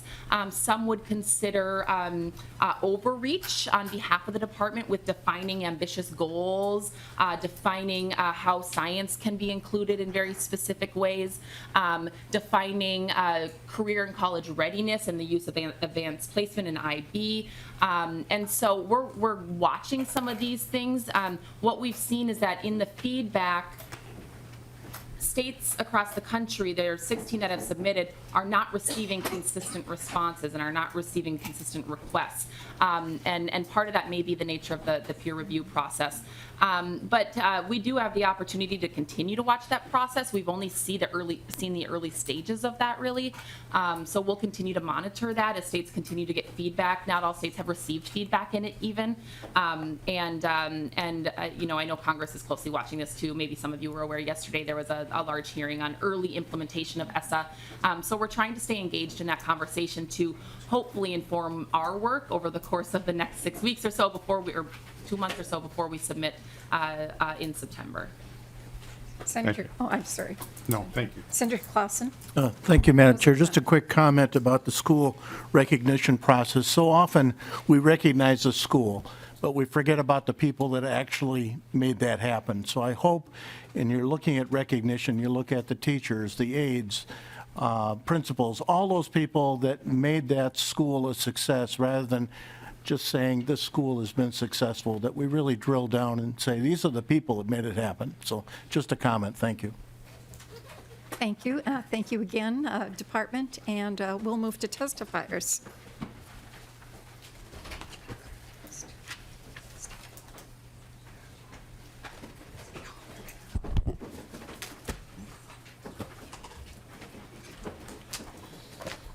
We'll begin with Ed Allies. And on deck, Minnesota Education Equity Partnership. So will you both come to the table? We're going to be timing your remarks. And B. Vang, will you be on deck? And Educators for Excellence as well. And testifiers, keep in mind that if something becomes repetitive, we don't need to hear it more than once or twice. I mean, this is for the sake of the department as well as for our joint hearing. Welcome. And do we have Minnesota Education Equity Partnership at the table as well? So you have 3 minutes, and you'll be getting some signage to indicate when you have to close up. Please say your name for the record and begin. Thank you, Madam Chair and Mr. Chair, for holding this important hearing and for the opportunity to testify. My name's Andrea Retke, and I'm the Managing Director for Ed Allies, a local education advocacy nonprofit focused on advancing policies that put underserved students first. We see ESSA as an important opportunity to revisit and strengthen Minnesota's approach to evaluating the success of our schools and supporting improvement, and we see public transparency as an incredibly critical piece of that puzzle. For the past year, we've participated in many of MDE's stakeholder engagement opportunities, including the accountability and educator quality work groups. And MDE has taken that process seriously. We're pleased that in a number of areas of the plan, we see the principles of equity and quality infused. Things like how student groups are weighted so that disparities aren't masked by averages, how MDE will assess teacher quality, and a lot of the other details shared with you today.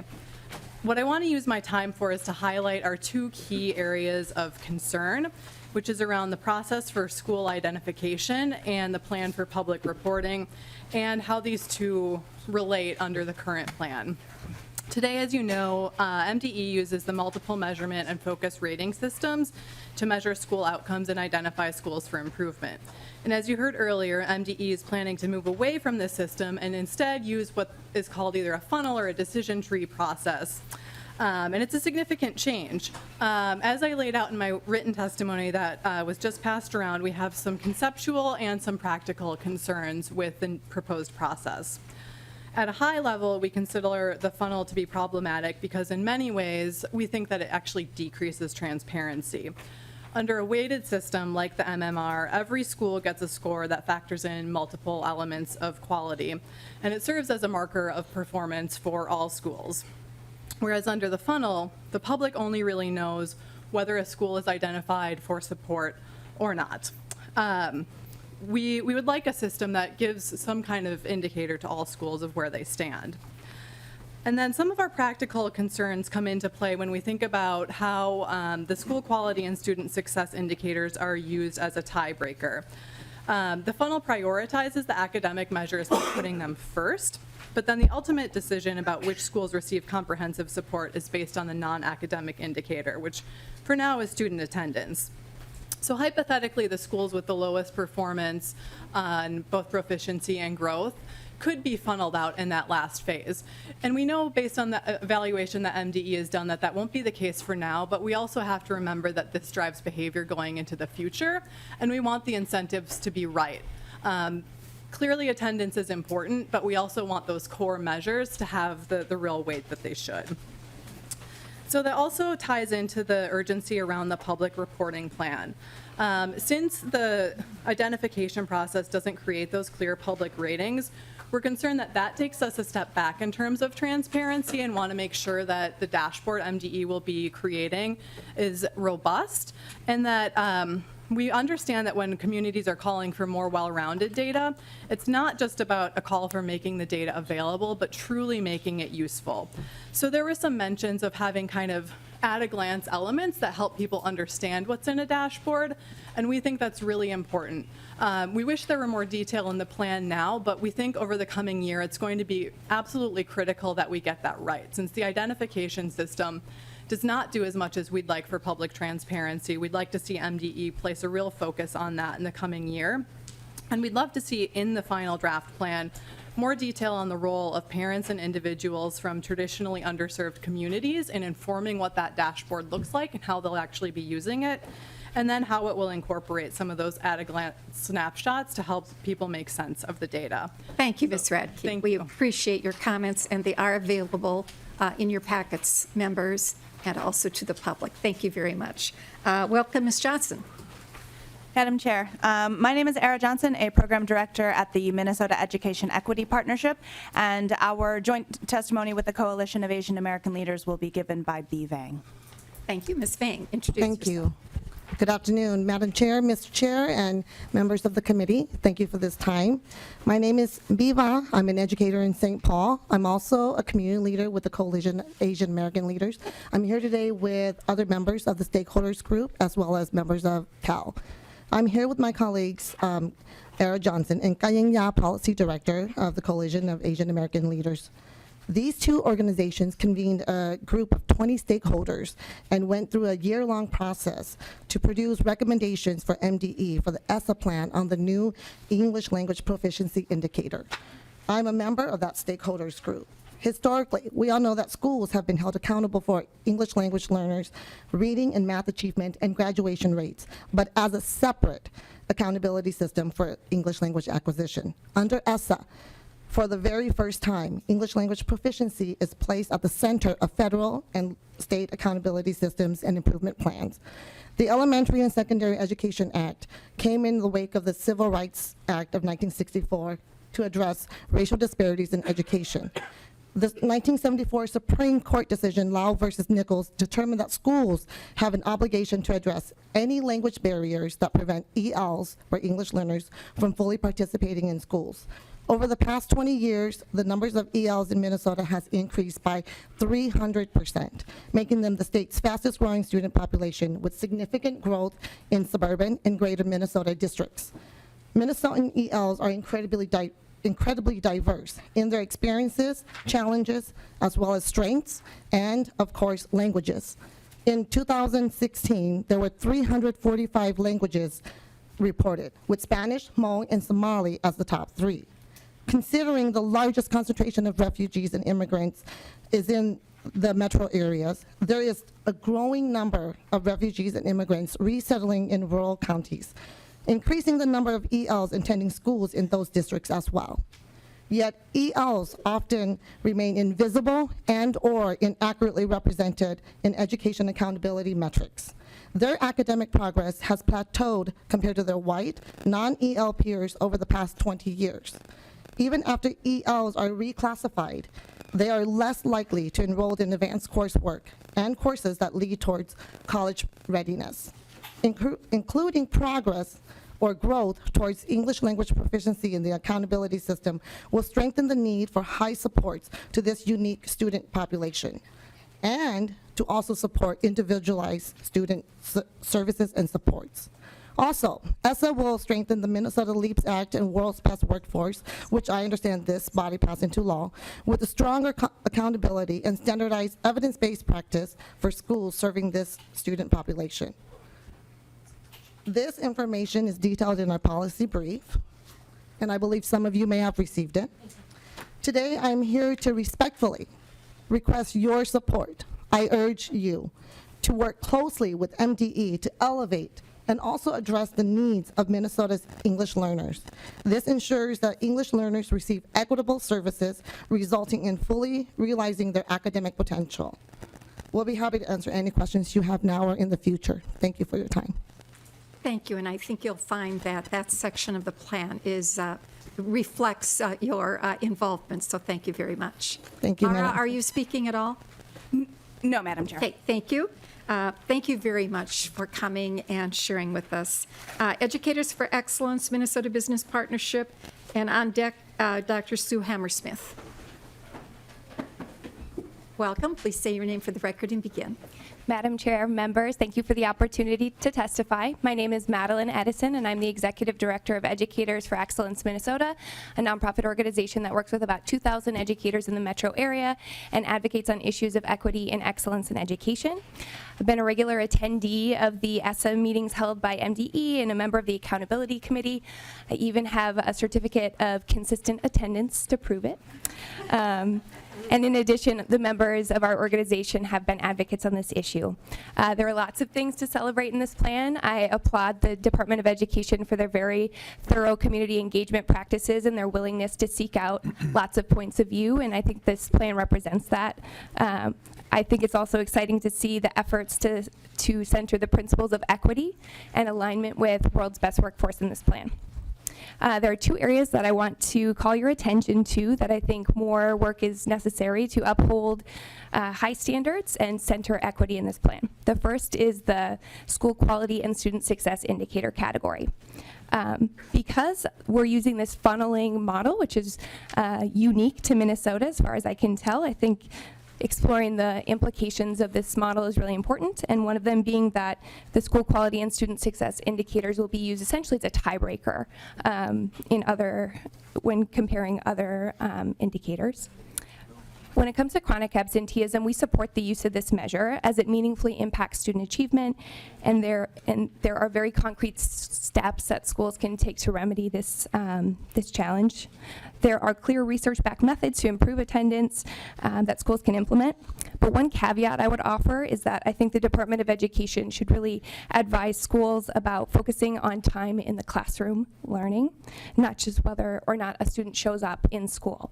When teachers resort to punitive behavior practices that kick students out of the classroom, such as in-school suspensions, that should not count as a child attending school, because I think the spirit behind this is that they have the opportunity to learn. When it comes to the other indicators of well-rounded and college and career readiness, I think the principle should be equity of access and success in these categories, because if students of color, students with disabilities, or English learner students don't end up having success in those categories, then enrolling or having access to that opportunity is not enough. Another thing I would like to talk about is the exit criteria. So I want to call your attention to how schools are exited from the comprehensive support category. For the lowest performing 5% of Title I schools identified in needs of comprehensive support, the proposed exit criteria is them not being identified in the next round, and I think that bar is too low. Given the relative nature of the funneling model, it is possible that a school doesn't improve at all despite receiving support, but if other schools perform worse subsequently, that they could be exited from the comprehensive support model. As another example, it could be possible for a school identified for comprehensive support to worsen in proficiency and growth, but to improve in the chronic absenteeism category and be exited from comprehensive support. to exit a school under those circumstances would create the wrong impression that that school is improving and could pull supports and resources that that school really needs to continue to receive that comprehensive support. So instead, we would propose that there be a firm bar for performance that requires schools to demonstrate meaningful improvement during that period to be exited from the list, which may also require MDE to support more than just 5% of schools. And if that's the case, then we ask that you resource the School Improvement Division to hold that high bar for accountability and provide adequate supports. Thank you for the opportunity. Thank you, Ms. Edison, and thank you to all the testifiers who are being so specific in your concerns. I think that MDE is learning a lot from your comments that you're making. So thank you for doing your homework and for reading the plan and following this. Mr. Bartholomew, welcome. Hello, Madam Chair, members. My name is Jim Bartholomew with the Minnesota Business Partnership, and thank you for the opportunity to speak today. First, we'd also like to thank the department for their strong effort to include multiple perspectives in developing the draft plan. We'd also like to highlight a significant improvement in the ESSA plan over the state's NCLB waiver, the use of a student growth to proficiency model rather than a normative growth model. This change is important for students because it shifts from a model that doesn't expect improvement to one that's based on student progress and meeting grade level standards. And while we're still working through the draft plan, we'd like to offer some initial observations under the general heading of don't make things too complicated and keep the focus on student achievement. For example, dashboards can provide great information on student performance in schools. Unfortunately, the pressure will be to include too much information, making it hard for parents and the public to find critical information. As a result, we'd ask that the state combine a school rating system with the dashboards. Another example is the use of achievement indexes. Who wants to explain why we need an index and how a school earns index points? Instead, let's be transparent and simply tell people the percentage of students at each school that are meeting grade level expectations. Recognizing high-performing schools is another area where we agree with the department.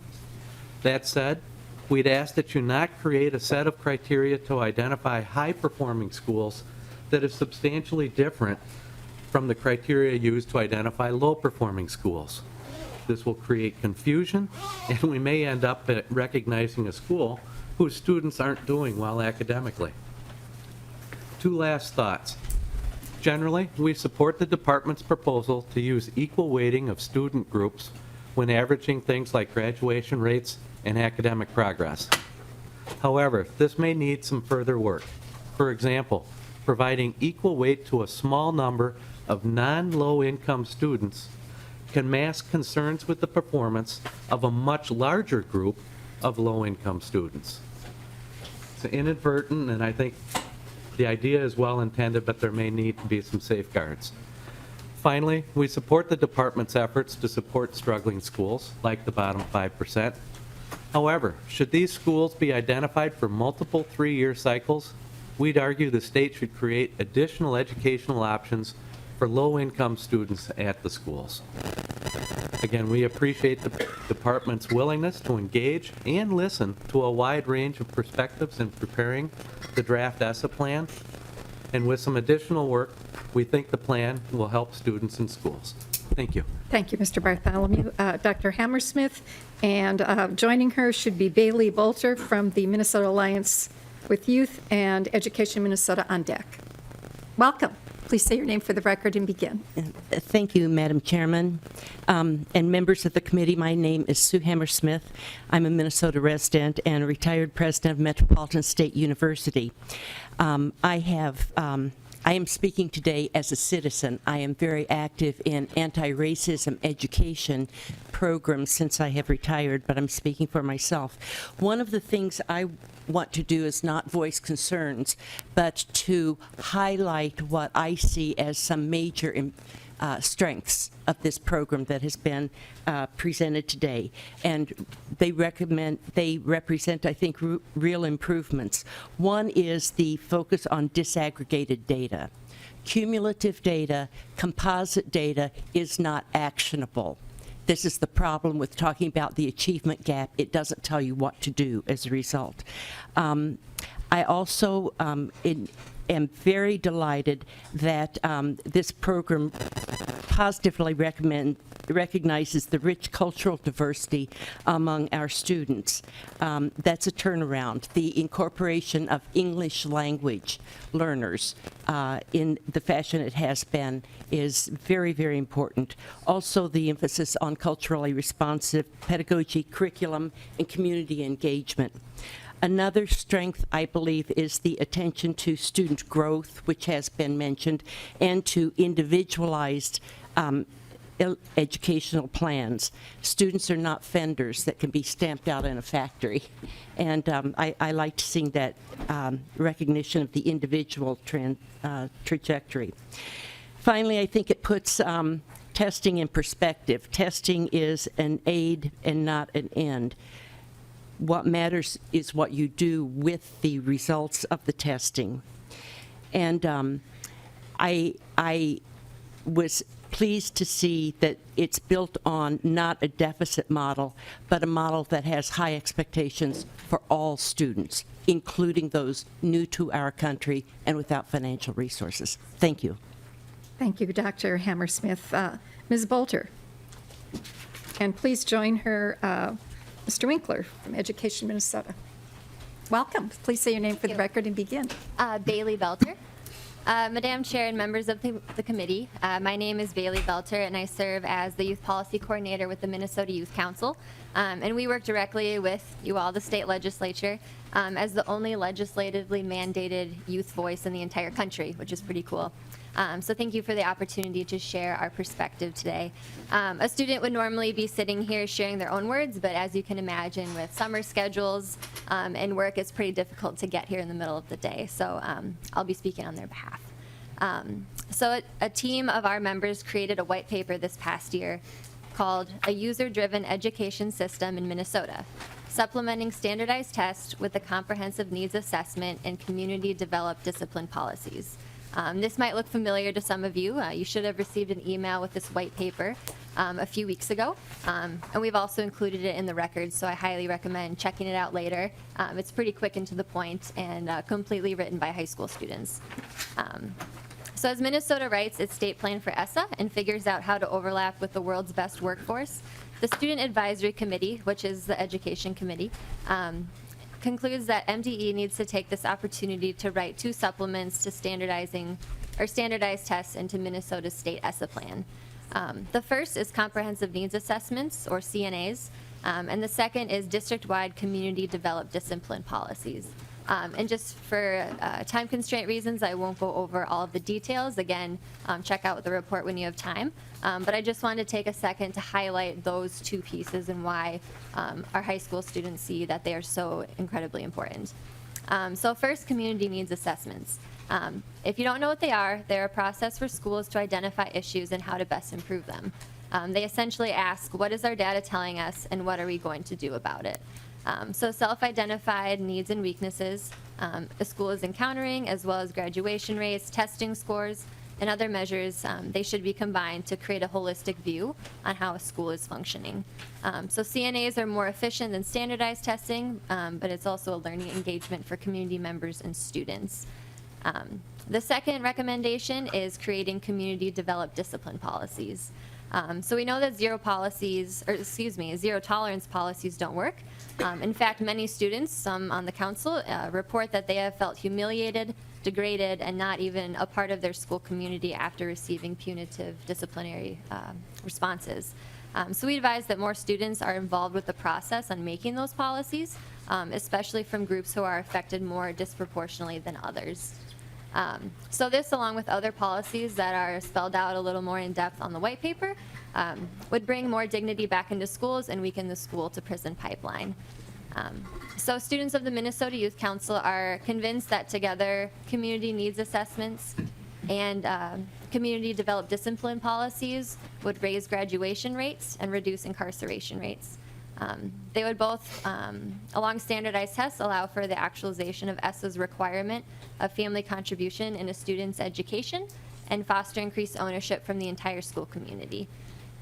Enacting both of these two ideas that I just mentioned offer the opportunity for Minnesota to become nationally known for its inclusive and innovative education policies, concrete efforts to eliminate the school-to-prison pipeline, and of course highlight our powerful young people that we have here in our state. So again, thank you for your time. I highly recommend that you check out that report. And there are a couple of paper copies over here if you want to grab one as well. Thank you. Thank you, Ms. Bolter. Welcome, Mr. Winkler, and please say your name and begin. Paul Winkler from Education Minnesota. I am also work for ESSA at Education Minnesota, and I was a member of the Accountability Assessment and School Improvement Committees at MDE. First, I'd like to say that this plan, I believe, really reflects the conversations that were had at these meetings. It was often hard conversations, but for the most part, I think this plan reflects the consensus that was built from those conversations. I think this plan really provides a real opportunity to move from accountability system that's geared towards fear and standardized tests to a system that in the end will help create more well-rounded schools. Schools and students are more than just these test scores. One of the ways this plan hopes to create more equity in schools, we think, is through these comprehensive needs assessments that were just recommended. These assessments require engagement of parents, historically underrepresented communities, and educators to share their firsthand knowledge of what our students need to succeed. It is from these comprehensive needs assessments that we can create improvement plans and real change to better educate our students. There's also a simple but important difference between this plan and our current system, and I know there may be some differences in our interpretation of it, but we believe this plan is much simpler to explain to our parents and educators. Replacing growth Z-scores with the transition matrix is just one example of making this more transparent and accessible to the people that are using the system. Of course, we have some disappointments and concerns. The biggest one is this system is still very, very highly reliable on standardized tests. It is not, our educators believe that these tests to be at best incomplete measurement of what students know, and we know that there will be more meetings on this topic, but the plan's accountability system relies too heavily on these standardized tests. We'll be looking more at as we go forward, and we look forward to participating in the 30-day public comment period as we go forward. Thanks. Thank you, Mr. Winkler. Now we have a lineup of parents who may or may not represent organizations. Linda Bell and Taylor, will you both come forward? And Kelly Larson and Michelle and Nick Meyer on deck.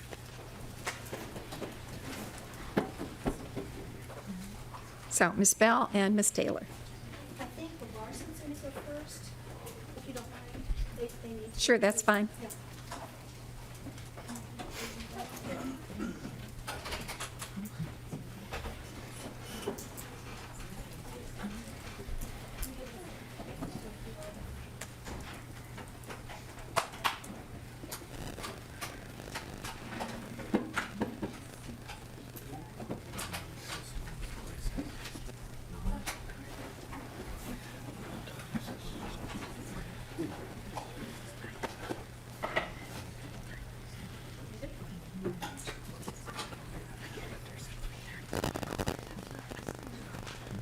Welcome to our committee hearing. Please say your name for the record and begin. My name is. And you have to make sure you're near a microphone. So if you could just move your chair a little bit closer. Thank you, Tom. And thank you so much for coming today. Please proceed. Say your name and begin. My name is Lene. In August, I will be entering 8th grade in online public school. I understand that there is a proposal for Minnesota, the Every Student Succeeds Act, including MCA student failure labeling. This is wrong. I have opted out of MCAs for 3 years, ever since I could not complete the test because my hand got too fatigued from the handwriting. That doesn't mean I'm not smart. I was in gifted and talented literature study for a challenge for 5 years. Every year I have attended school, I have achieved honor roll in both semesters. The MCAs do not show my knowledge and are not an accurate way of determining if I deserve a labeling as a non-proficient student. They do not hold any incentive for the student or parent.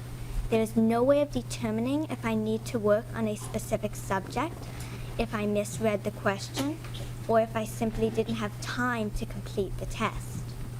Did you know online teachers have to drive hours across the state to get to testing sites?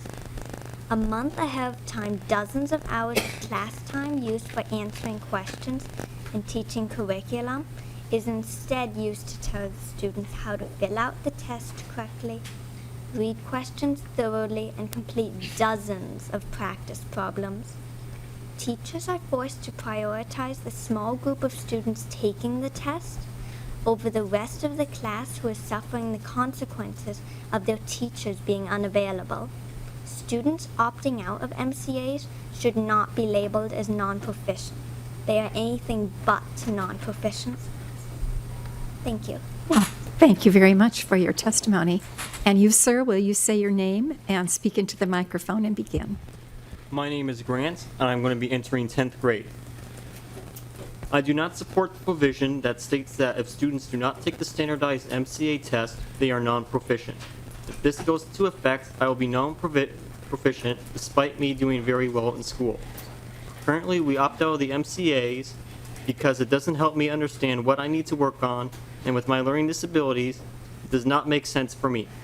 And at our school, the teachers try to somewhat prepare students for the MCAs during scheduled instructional lessons. So I miss out on valuable learning time. So in short, I do not see the benefit of this option. Thank you for your testimony. And then who follows? Please come forward. Thank you very much, young people. Very nice of you to come and share that. I'm sure the department is listening, but you probably need to talk to your congressman too. This is federal law. Hi there. Hi, well, welcome, and say your name for the record and begin. Thank you. My name is Sandy Hayner. Thank you for having me. I'm going to talk fast, so get your ears ready.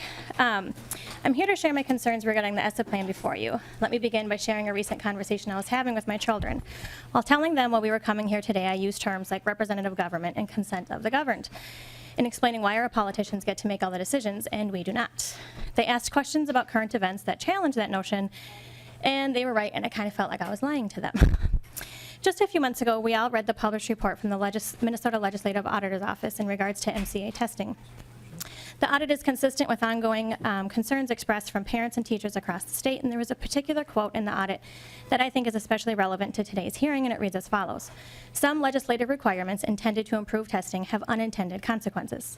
I see the potential for so many unintended consequences in this plan. In numerous ways, children are reduced to buzzwords, future workforce, dollars, test scores, and human capital who either help or hurt budgets, bragging rights, and rankings. Of course, there are those who argue that and defend it using flowery, feel-good phrases. But when you get to the bottom of it, they often have something to gain. However, your job is to use our money to represent and protect the children and taxpayers, not the special interest corporations or profit groups. I'm sure this committee has the purest of intentions and wants what's best for all students, and I can see how the idea of fulfilling a request from the Department of Ed might feel like a step towards that very noble goal. But to allow an organization to slap a label on a child they've never met or never tested is chock full of intended consequences. Consequences that do not represent the actual child, consequences that will most certainly be abused and manipulated further. There are many valid and important reasons that some parents choose to opt their children out of MCA testing. Whether you agree with them or not doesn't matter, as it is their right. MDE communication indicates that this is a choice many more are making. Perhaps it's not the opt-out families who are wrong and need remedied with punitive action like being labeled non-proficient. Perhaps, like the audit suggests, it's the federal testing process itself that is wrong. You are supposed to decide what is right for Minnesota families by listening to Minnesota families. Pushing a federal one-size-fits-all plan onto the state for a mere 3% of your budget seems very short-sighted and expensive. It doesn't represent us, it represents Washington.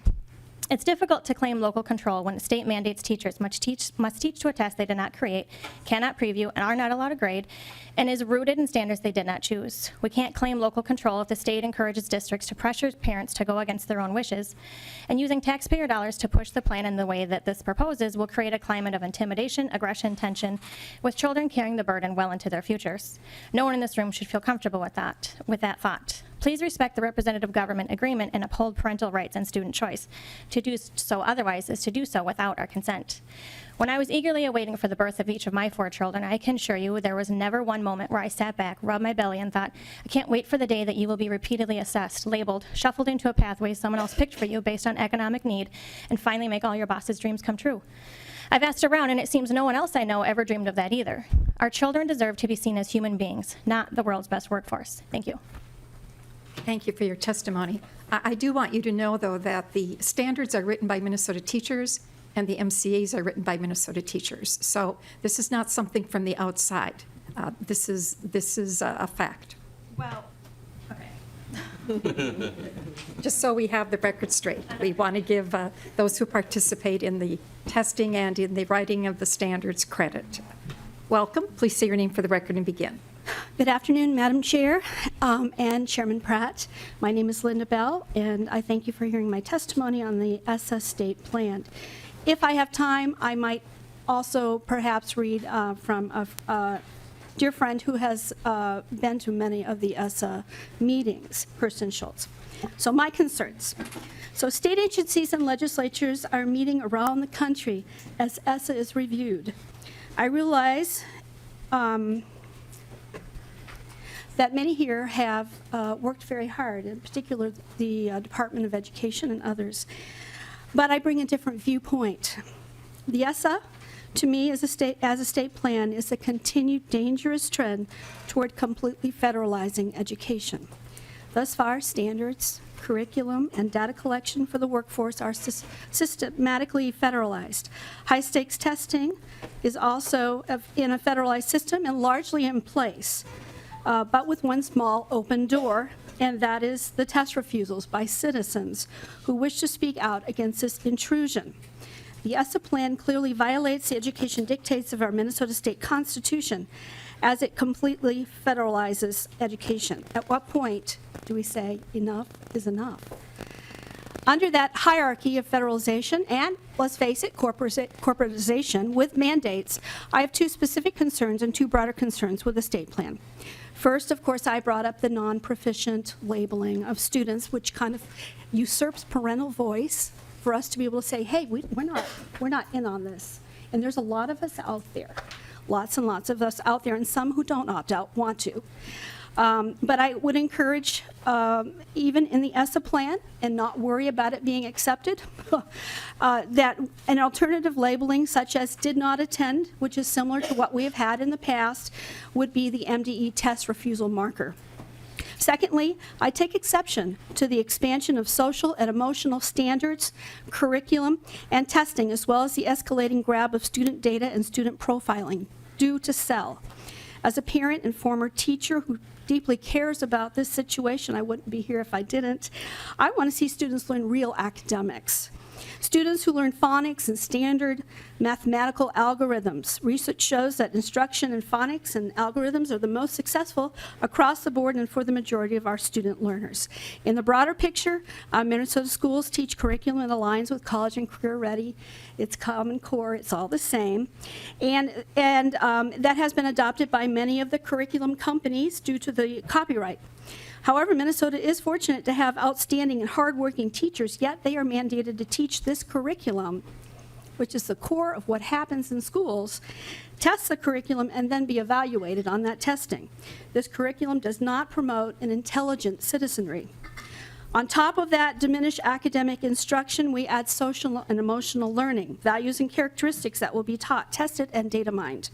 I categorically oppose intentional, psychological, ideological, or political indoctrination, whether from the left or the right, and would encourage all social and emotional learning to be removed from this ESSA state plan. We already have some statutes that could be used in place of that reporting. The Very Good Character Development Education, Statute 120B.232 could be slid in, as well as the Minnesota Safe and Supportive Schools Act. We already have good legislation that protects students, and I don't think we need to go further. This idea of training kids exactly what to think is a dangerous and slippery slope. Allow teachers to teach. academics in their own classrooms. Lastly, within this maze of ever-growing federal education programs, research from numerous organizations show that federal funding matched with all of these mandates are just not working. According to the U.S. Department of Education's own statistics, as well as the OMB and the NAEP test, federal funding in education has spiraled out of control, rising 375% since 1970. Many times the funding that comes in the door only pays for a year or two of these programs. Referendums are needed to cover the new programs at the local district and/or property taxes rise. Or new sub-agencies are created within the state or federal Department of Education, which will require a sustained increase in state funding over time. Throughout all of the new programs, many are untested and adopted haphazardly, leading to poor results. While I want to especially see students in poverty or with special needs given a hand up and funding, the research also shows the progress in educational achievement for the last 40 years has flatlined, and some years actually went below zero. So we put in a lot of money, but the success of these programs have flatlined. For those of us who are teachers, if you would curtail your testimony. I will, thank you. For those of us who are teachers, we know what works in the classroom. In order to teach standard algorithms, for instance, one only needs a paper, a pencil, and a piece of paper. That's all we need. I encourage our Department of Education, who has worked very hard to put this plan together, and our legislators, for whom rests the burden of authority over educating an intelligent citizenry in Minnesota, to take a hard look at the bigger picture of what has occurred over 40 years with federal funding and the myriad of federal programs. It's time to unentangle ourselves from this relationship and move forward for the betterment of our citizens. Thank you. Thank you. April Kane, I believe you're the last testifier. No. Oh, Ms. Taylor? Okay. Will you come to the table, Ms. Taylor? You and Ms. Kane will be the final testifiers. My name April, why don't you wait and we'll hear from a parent absolutely first. Thank you. Ms. Taylor, please say your name for the record and begin. Ann Taylor. Good afternoon, Madam Chair. Senator Pratt, thank you, and thank you, committee.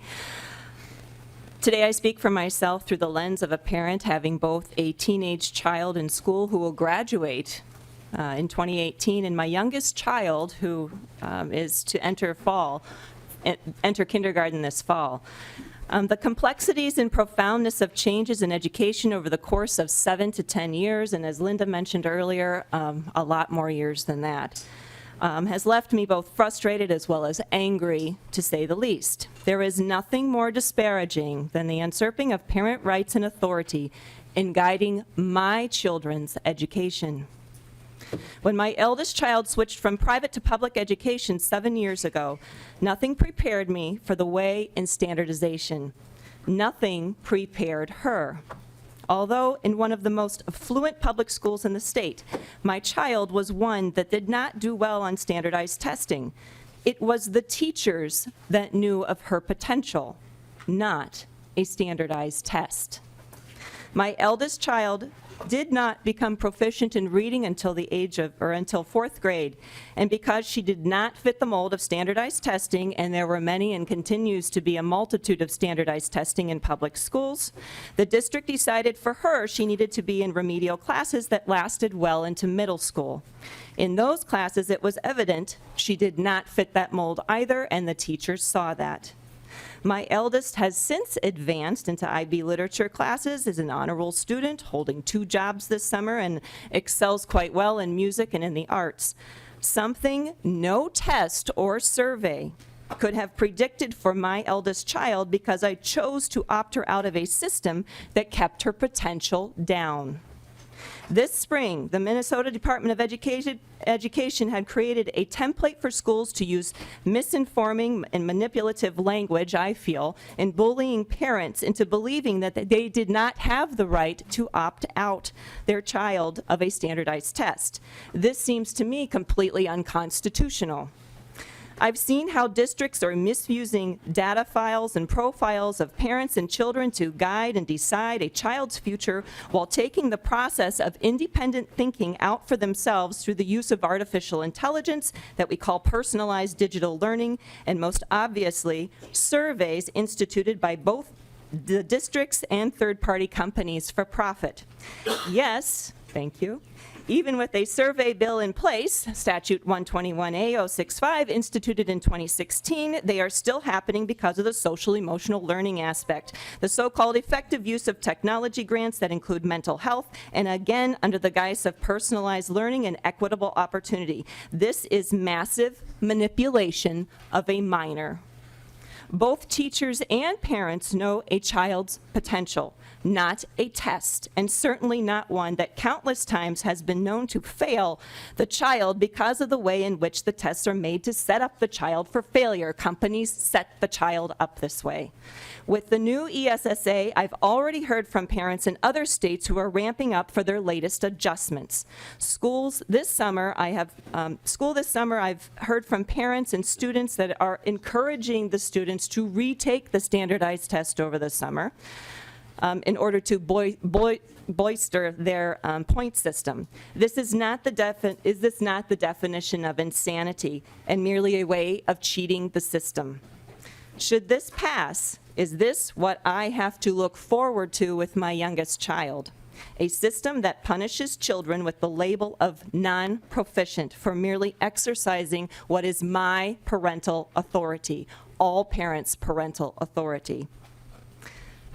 I do truly appreciate the opportunity to speak today and encourage each one of you to seriously think about what you are deciding for families when it comes to be voting time. Thank you. Thank you, Ms. Taylor.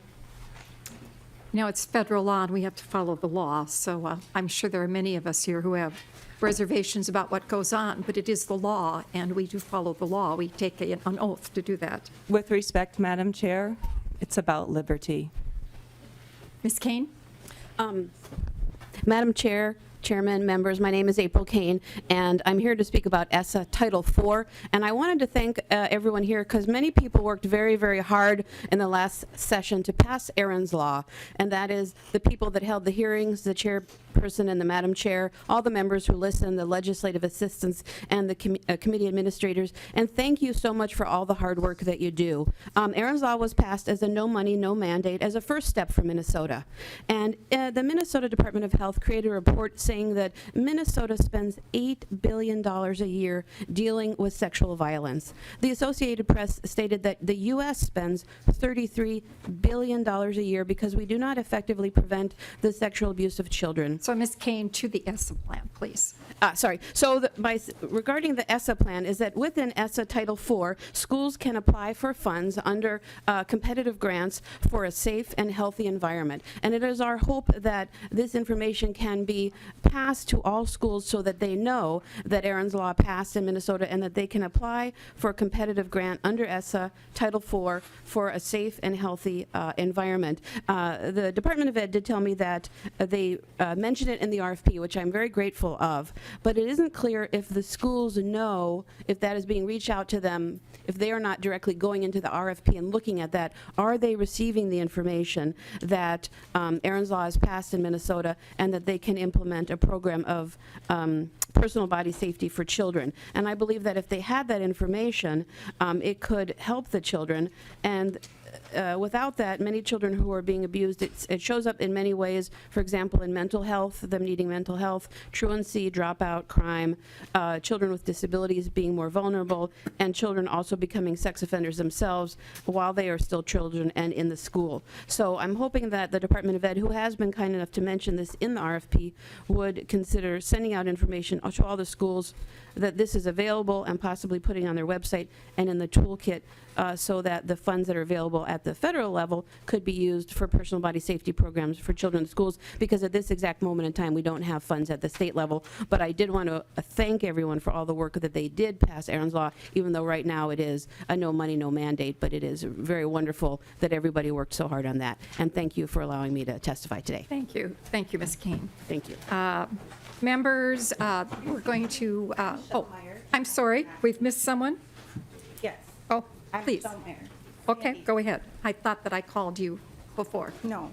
Please proceed. I'm Michelle. Thank you, everyone, for coming. I love the smiles that are on your face. And Sandy, I especially love your name because that was my mother-in-law who lived 8 years ago and died because she didn't have time to advocate for her grandchildren. So I am here for her. I am a mom. I am a parent. I am a sister. And I thank my kids for coming here and sitting without electronics. It is sad for me to see parents sit in front of electronics and to watch you guys on your electronics while people are talking. I am from the country. I live in the city. I ride my bike with my Beagle. I'm called the Beagle Lady. Around, saying hi and waving at everyone that goes to work in the morning. I appreciate all of you.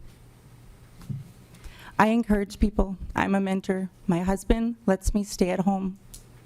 I get to stay at home because he works and makes the money, but I have dreams, and I know each of you do too. And I just want to remind you, encourage you of your dreams, and that you need to look and wipe out this plan. I'm learning every day, and I believe that you're looking at a federal grant, and there is an option to say no. I believe that the teachers are making rules and regulations and putting all this work here, and I appreciate them all. I do not go to the stadiums because I do not want to pay them more than teachers, firemen, and policemen in the military. Luke and Joel Smallbone, they have been through a lot of adversity, and I like to tell you what they have to say. Run wild is to risk everything to hold nothing back, to lay it all on the line. Your reputation, your success, your comfort. It's that moment when fear is overcome by faith. Live free. It's not the liberty to do whatever you want, whenever you want, but rather living in accordance with the author of humanity and finding freedom by connecting with the Creator that conceived you and the people around you. That the light that you see in other people's eyes flood into your eyes for the first time when you see them, if you have darkness. I had darkness. I was put on prescription drugs. My husband told me I was manic depressive. I only got there because I went on birth control pills, and it ruined my hormonal system. I am here today because people love strong.